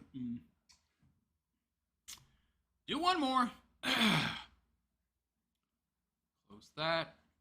Close that. Let me check if I have any dropped frames. No. So the broadcast works pretty well. It's just when I try to do a multi-stream that I can't. I don't have enough bandwidth for that. Oh well. Or maybe my PC can't handle that, but it's a pretty good PC, so I'm not sure. But anyway, all right, let me move to our final segment here. A chair, yeah. I thought this was interesting, and it's a longer video, so it could be one segment by itself, which I like. Well, I mean, it doesn't matter, honestly. Okay. Screen capture is on. Yes. Okay. All right. More feltoning, or dunkening, I should say, of the chair. Get some more water here.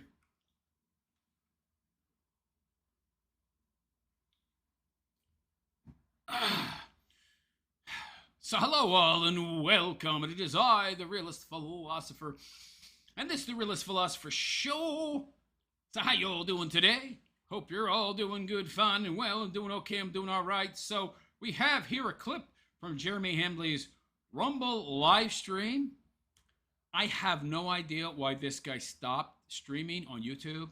It makes no sense because, well, that would count in regards to total watch hours, and AdSense applies to live streams as well. So that would just put more money in his pocket. Meanwhile, only live streaming on Rumble? I don't understand. Why would you do that? It makes no sense. Unless he's got a new exclusive deal with Rumble that we don't know about, and he can only stream there. I'm thinking that must be the case because this guy's got some revenue stream we don't know about. And maybe that's it. A less advantageous Rumble deal than his last one. And of course it would be less advantageous because this guy is, he's radioactive at the moment. So he wouldn't have a lot of leverage to negotiate a better deal. And Rumble now knows just how unpopular and little viewed he actually is. So yeah, if he does have a new deal, that might explain why he's only streaming on Rumble. Probably also why he hasn't told us about it, because it's probably not a very good deal. It's not something he can flex about. I'm just speculating though. But anyway, in this video, he's talking about his mom, even though, we're not allowed to talk about these people, right? His family. Don't talk about my family like my wife and my mom, even though I talk about them constantly. And, how he hasn't moved and saved hundreds of thousands of dollars in taxes because of mommy. I don't know how that works, but we'll see. Let's take a listen, shall we? No. I was seriously considering it. What he's talking about, seriously considering it, the it is moving to Florida, where he would apparently, from his own words, would have saved hundreds of thousands of dollars over the years in taxes. So he'd be much better off than he is now. Well, no, he'd have blown it, so he wouldn't be. This guy has, that money burns a hole in his pocket, but he'd be a lot wealthier, apparently. Like, I know I have a tendency to overshare, which gives a lot of people ammunition to say vile things to me, but... What vile things? Like you flag people? By the way, pal, you're oversharing. It isn't because you're oversharing per se. You have no creativity. You're creatively bankrupt. You have nothing interesting to say. So that's why you share so much about your daily life in general. I don't really care. I am who I am. Has nothing to do with, well, it does have something to do with you, who you are. You're boring, and your takes suck when you have them, which isn't too often. So you share your life instead. Like, I was very, very serious about moving. I would have saved hundreds of thousands of dollars easily. Then why didn't you move? That makes no sense. In taxes alone. But then my dad passed away, and That wasn't very long ago. You didn't know that you'd save hundreds of thousands of dollars a year or two ago when that happened? You weren't aware of that fact then? I couldn't leave my mom here alone. No, you're just too lazy. Dude, you're just too lazy. We've already seen you're very, very lazy, okay? That's all it is. That's why you didn't move. I know my mom watches the show, and I'm not only staying for you. I'm just using it as an excuse because I didn't want to lift heavy boxes. I didn't watch this beforehand. There's a reason I'm the prognosticator of all prognosticators show. I'm 100% on the money. Guy's too drunk to, hide the negative facts about himself, all the self-reporting he does.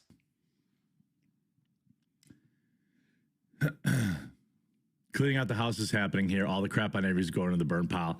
Yeah, one thing that's nice living in the middle of nowhere, I just dig a hole, put all the shit in it, pour a bunch of gas on it, burn it, and then fill the hole back in. What? He's selling he's burning the tchotchke crap he spent his fortune on? What? Dude, wow, talk about lazy. So, what stuff are you burning? Dude, offer up. Craigslist. Facebook Marketplace. You could make a bunch of money. No, it's too much stuff. I can't be bothered. I'm too lazy to post all this stuff, so I'll burn it instead. Well, that's great, Chair. Couldn't you donate it to the Goodwill? No, that would take effort as well. I'd have to drive it. I'd have to pack it. I'd have to drive it over the Goodwill. I'd have to leave it behind the Goodwill. I'll just burn it. God forbid some poor people benefit from my largesse, from my, overly active pocketbook and my irresponsibility when it comes to spending. No, I'll burn it. Yeah. Yeah, Addie knows. But anyway, I didn't feel right just kind of leaving my mom here by herself. Why not? She's a grown woman. What is she, 70? In her 70s? Why can't you leave her alone? By the way, dude, you live in a mansion. Just move her in. No, I don't like my mom that much. There were other reasons, but that was kind of, No, the main reason is he's too lazy. That's it. He'd rather spend hundreds of thousands of more tax dollars than load up a U-Haul. Yeah. No, that was kind of... By the way, you can hire people to do that. We know you're not afraid to spend money. That was kind of the big reason. Laziness. Yeah. But you know what? I'm glad I stayed. A lot of people leave the state. Yeah, coping, rationalization. No, I don't think you're glad you stayed. Why would you be? I'm glad that I can pay all this tax money to Wisconsin. They can use it to, fund their DEI programs and give money to Somalis and, all that kind of stuff. So, I view it as my charity. Mm-hmm. My mom. I guarantee you this guy's never given to charity in his life. Wasn't he supposed to give the remainder of that, Amfest money to Toys for Tots or something? How much you want to make a bet he didn't do that? Take mom with you. She actually was kind of open to that. Why didn't you take your mom with you? She was kind of open to that. Yeah, why didn't you move her in with you, Jer? You live in a mansion, right? Yeah. Why do I get the feeling that him and his parents are not actually that close? Either his dad who's passed or his mom. She cramped my style.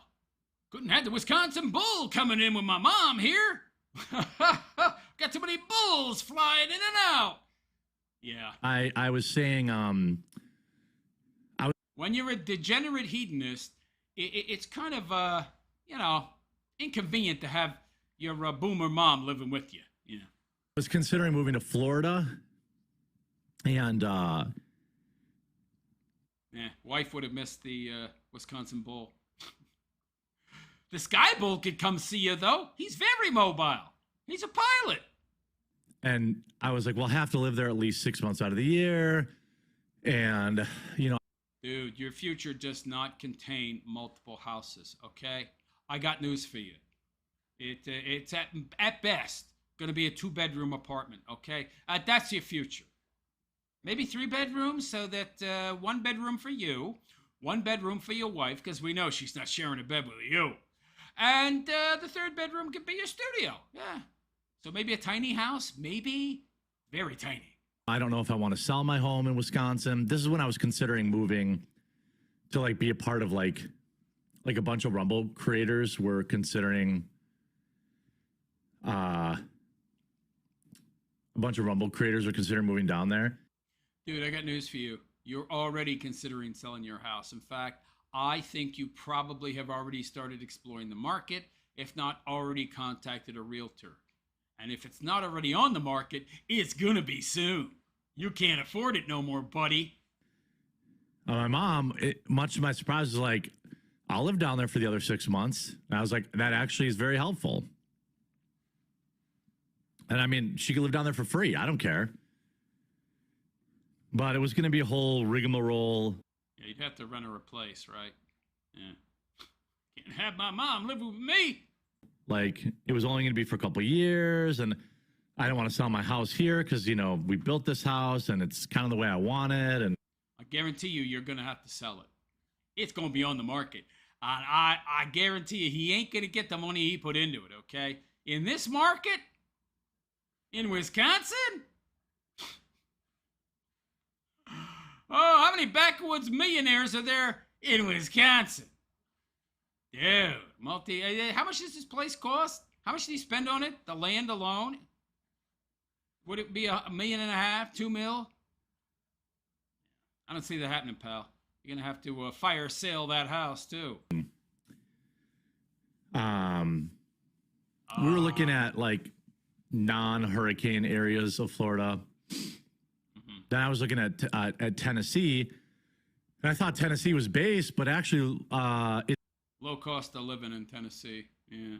Of course, if, moderated your spending and weren't so irresponsible, you wouldn't have to be thinking about moving to backwoods Tennessee and sucking up moonshine all day. It's not. Nashville's woke as hell. Ah. So I would never rent out my house. No shot. Nobody's renting that place. A McMansion on a swamp? That's not happening, pal. Nobody's renting that. Well, the one in Florida I could, I suppose. You don't have a house in Florida, buddy? Oh, so he's talking about trying to own multiple houses. No, this is a pipe dream, man. This is a total complete pipe dream, okay? You ever been to Oconomowoc? Of course, all the time. They have good restaurants there. You would know. Oconomowoc is very close to where I live, in 20 minutes or something, 30 minutes away.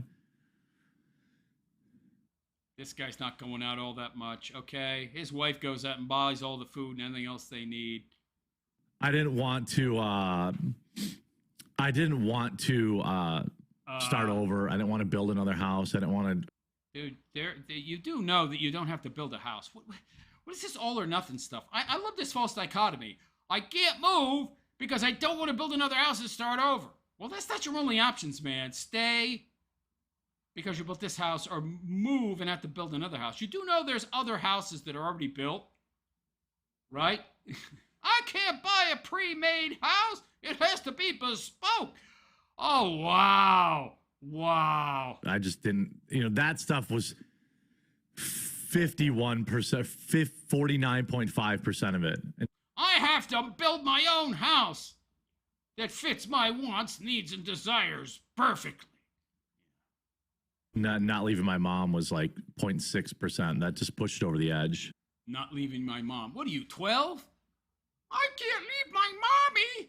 Dude, what kind of a state of arrested development are you in? Can't leave your mom. Bring her with you. No! Then she would be exposed to my swinger bull lifestyle. My wife doesn't want to leave her various Wisconsin bulls behind. I see. Okay, continue, pal. And I was kind of like, Yeah, if you want to know why his mother doesn't live with him already in that mansion with its 8-9 bedrooms, that's why. I can't just leave my mom here by herself, Absolutely, of course you can. What are you talking about? She made you, which means she did a terrible job. Don't feel bad.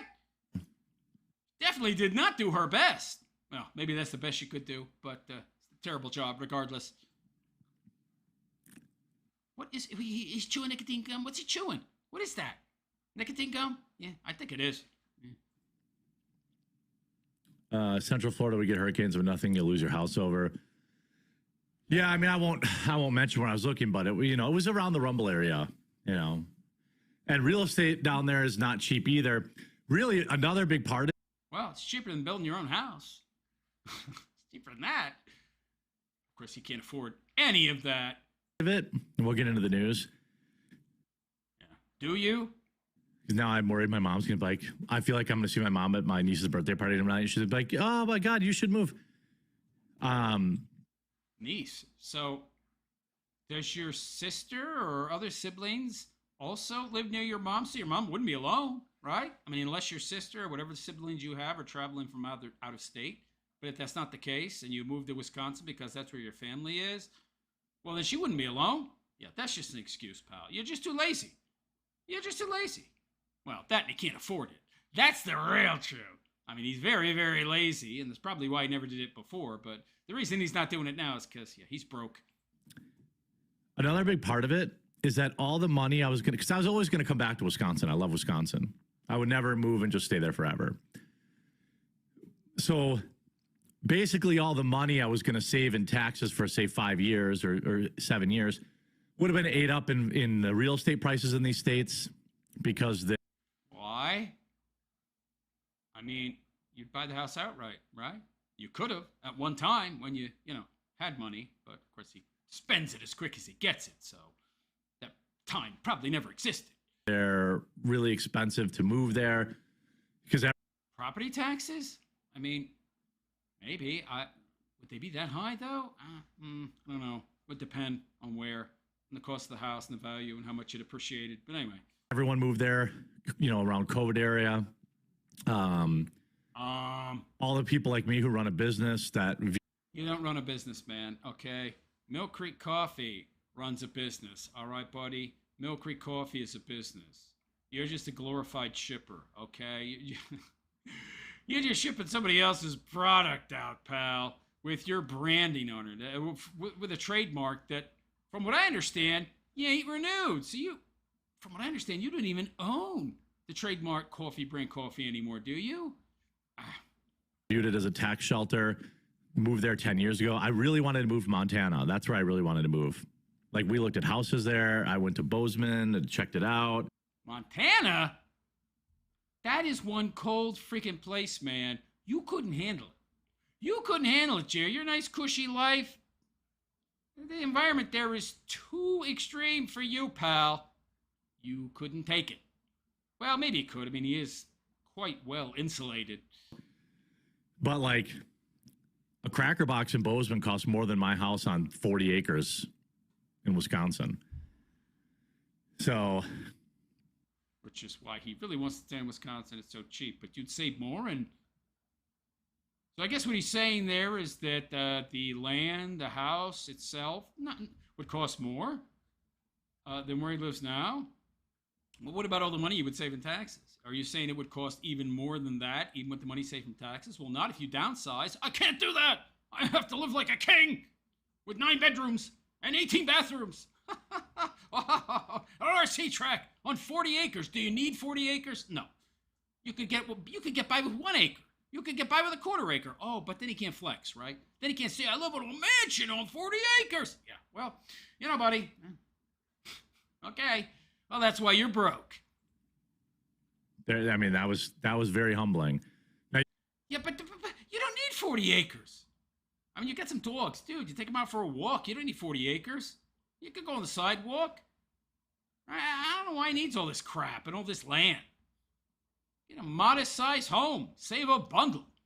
You can move out to the middle of nowhere in Montana, but when you run an internet show, it's kind of hard to do. No, you just use Starlink, like you do now. Didn't he use Starlink? Wasn't he talking about using Starlink? You use Starlink. I don't know. This guy, nonsense.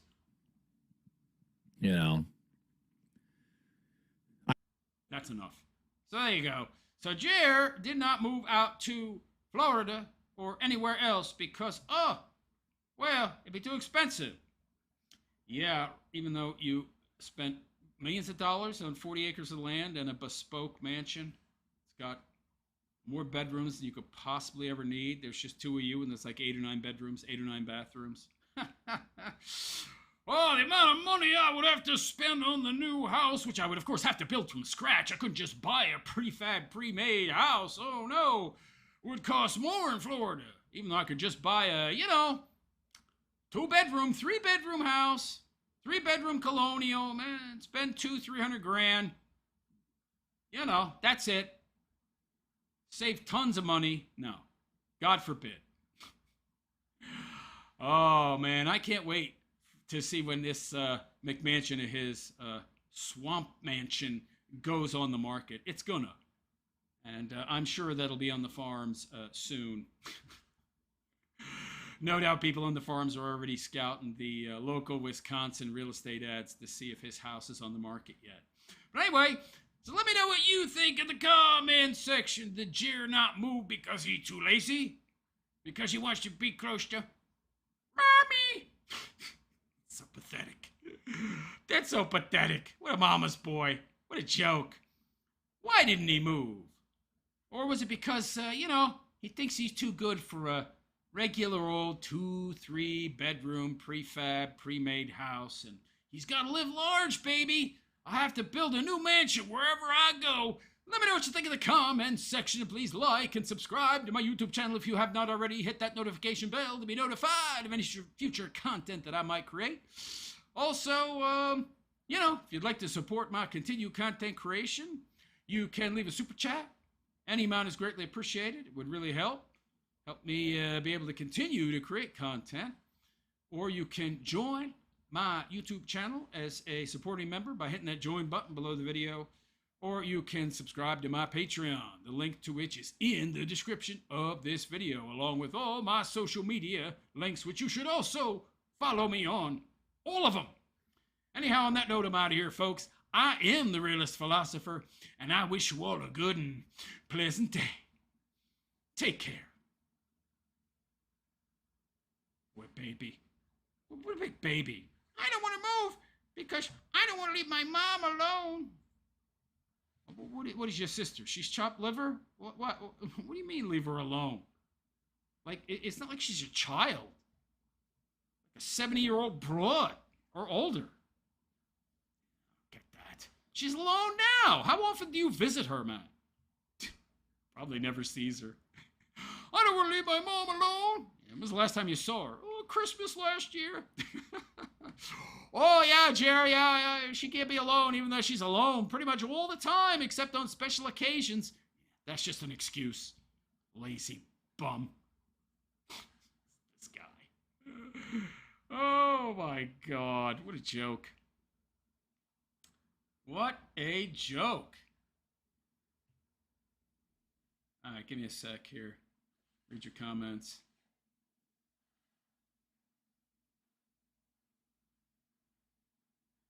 Jager says, I've heard bits and pieces about the structure and methodology of selling things online. Makes a lot of sense to rely on a middleman with a big name to help you sell your stuff. Yeah, but they don't help. I mean, but that's like two middlemen. First, he's got the Mill Creek Coffee, and then he's got another middleman in the form of Amazon. Yeah, there's too many hands. There's too many cooks in the kitchen, man. There's too many hands in the cookie jar. I mean, it's no wonder he's not making any money. I mean, he doesn't really have, see, first, he's got Mill Creek Coffee. Mill Creek Coffee buys the beans at discount in bulk, and then they roast them up and bag them. And, of course, they make money, even selling in large bulk. And so that extra amount, Jer has to pay. And if he sells on Amazon, that's another middleman. They take 30%. They probably make more than Mill Creek. Maybe at least as much, 30%. Good Lord. And so when you get to the profit, there's virtually nothing there. And he had the money. That's the thing. Jer had the money. But he spent it on a bunch of garbage. So now he doesn't. And now he can't afford to open his own coffee factory, even if he wanted to. And look, it wouldn't cost that much, honestly. You get a building, it doesn't have to be that big a building. You need, what, a roaster, an industrial-sized roaster, and a bagging machine. Oh, you got to make your own bags, so you have to source those. But, so, all right. So what does he need to bag coffee? You need a roaster, check. So you have to source the beans yourself. Okay, check. You're going to need the bags, so you need to get a bag-making machine. So you have to order the bags. All right. Or you print your own bags. I guarantee you Mill Creek probably prints their own bags. They probably have all that in shop. They have the bag making machine. They probably get, I don't know what those bags are made out of, but they get the material. They get a machine that forms the bag. They probably have another machine. Maybe it's in the same machine. I don't know. There's probably a separate machine that labels it and puts all of the graphics on it. And then they have a machine that actually, pours the coffee in and seals the bag. I very much thought that's being done by hand. But I mean, that's like 3-4 machines. Okay, they might be expensive machines, but it's not going to be millions.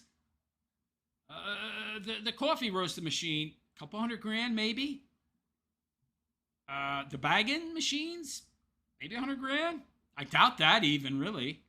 Well, maybe if you're talking about the bag former and the bagging machine and the graphic machine to put the graphics on the bags, maybe $40,000 a pop, 40, maybe $300,000, $350,000. The building itself, he could have put the building on his property. That's the crazy thing. He's got 40 acres. Why didn't this dude just put the freaking coffee factory on his property? You make a simple 4-wall building, insulated. Put a freaking air conditioner in it. A couple air conditioning units. $30,000, $50,000 tops. $500,000, you get your own coffee factory. No. Can't do that. I need to bake an RC track and buy a friggin' backhoe and saltwater aquarium and 10 Rolexes. And a Cybertruck and a bunch of Teslas. Other than that, he's an imbecile. I got 40 acres. Oh, where can I put my coffee factory? Now, maybe he wouldn't be allowed to because it's not zoned commercial. Okay, maybe that's... But you could get an exemption. You can apply for exemptions. He could have done that. Maybe it's possible. I mean, you got 40 acres out in the middle of nowhere. It's very possible he could have gotten a commercial exemption and been able to build on his property, right?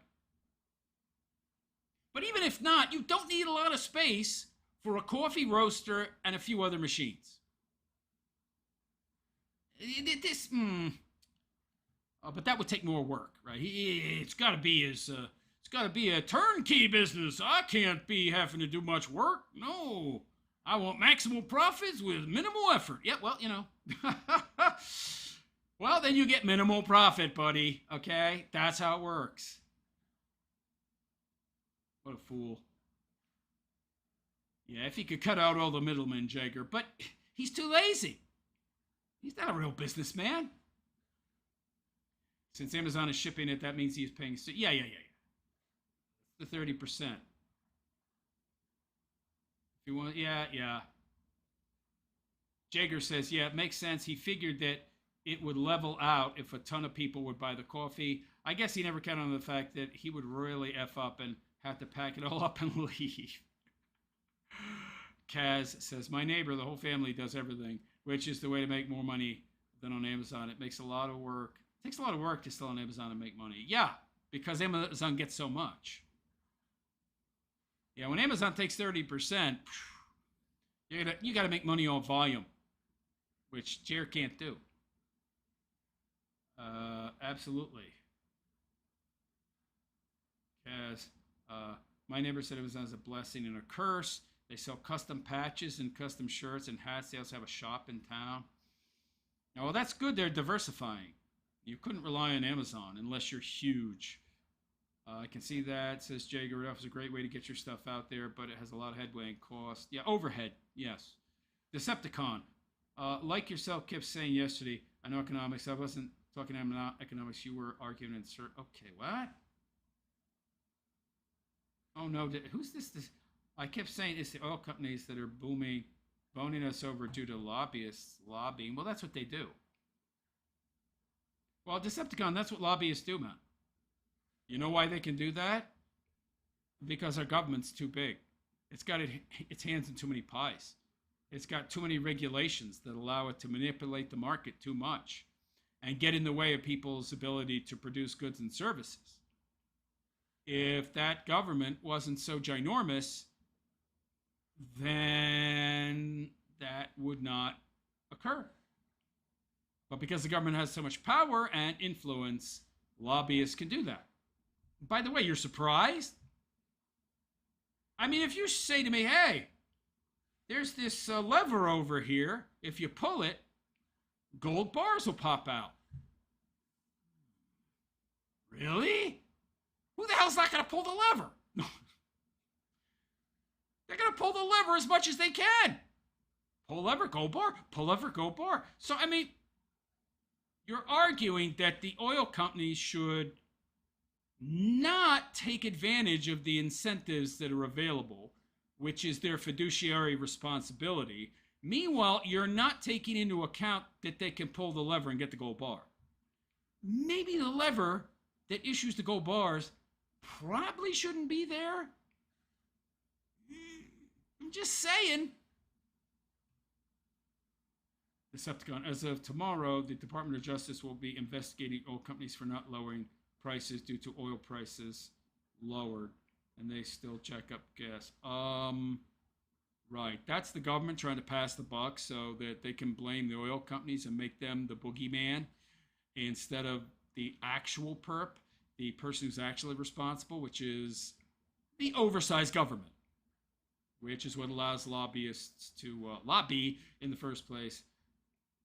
Decepticon, he was hard to get my point. It was hard to get my point out because I was driving and you were just talking because my sentences were coming in at half speed.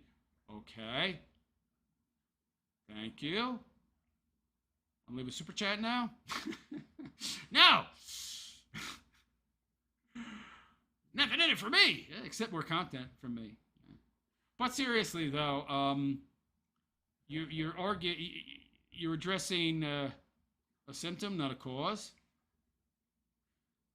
So the symptom of having an overly large government that creates its own problems is that big business corporations can lobby. They can lobby. So why wouldn't they lobby, right? Lobby, make some donations, they get concessions from the government, or the government goes out of its way to actually give them what they want. I mean, they would be neglecting their fiduciary responsibility to their shareholders if they didn't do that.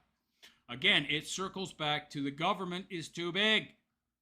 Decepticon, King, 420. I'm going to assume the 420 has something to do with marijuana, which you might want to stop smoking. Just kidding. Just messing with you. But seriously, the problem is the government, man. Saying that people are too greedy because there's a gold a lever they can pull to get free gold bars when the lever's there and spitting out free gold bars if you pull the lever. It's kind of the wrong point. Shouldn't we get rid of the lever?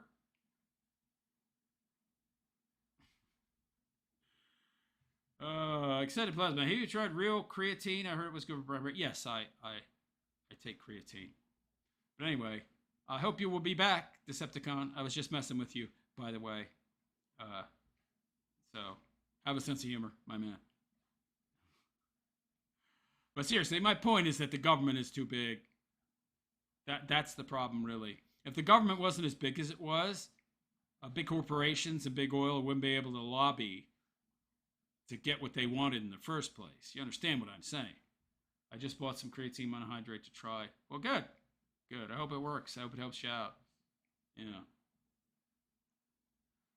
Yeah, I need to buy more, but this is the slow time of year. Slow time of year, so I'm going to have to wait until late July or August.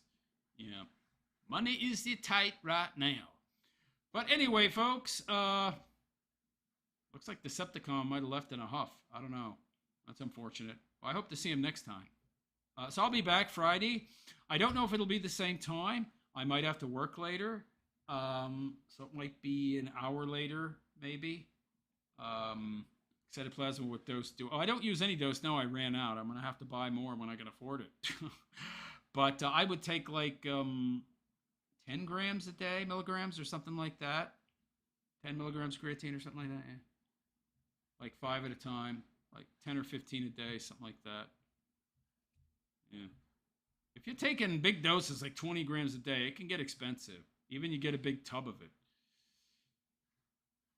All right. Anyway, I'm going to end the show on that note because it's been going 3.5 hours. I mean, minus the 30-minute wait time, the waiting room with the countdown timer. So that's quite a bit. So I'm going to head out.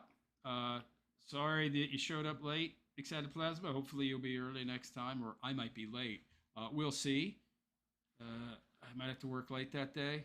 But on that note, everybody, I'm out of here, but I will be back Friday night.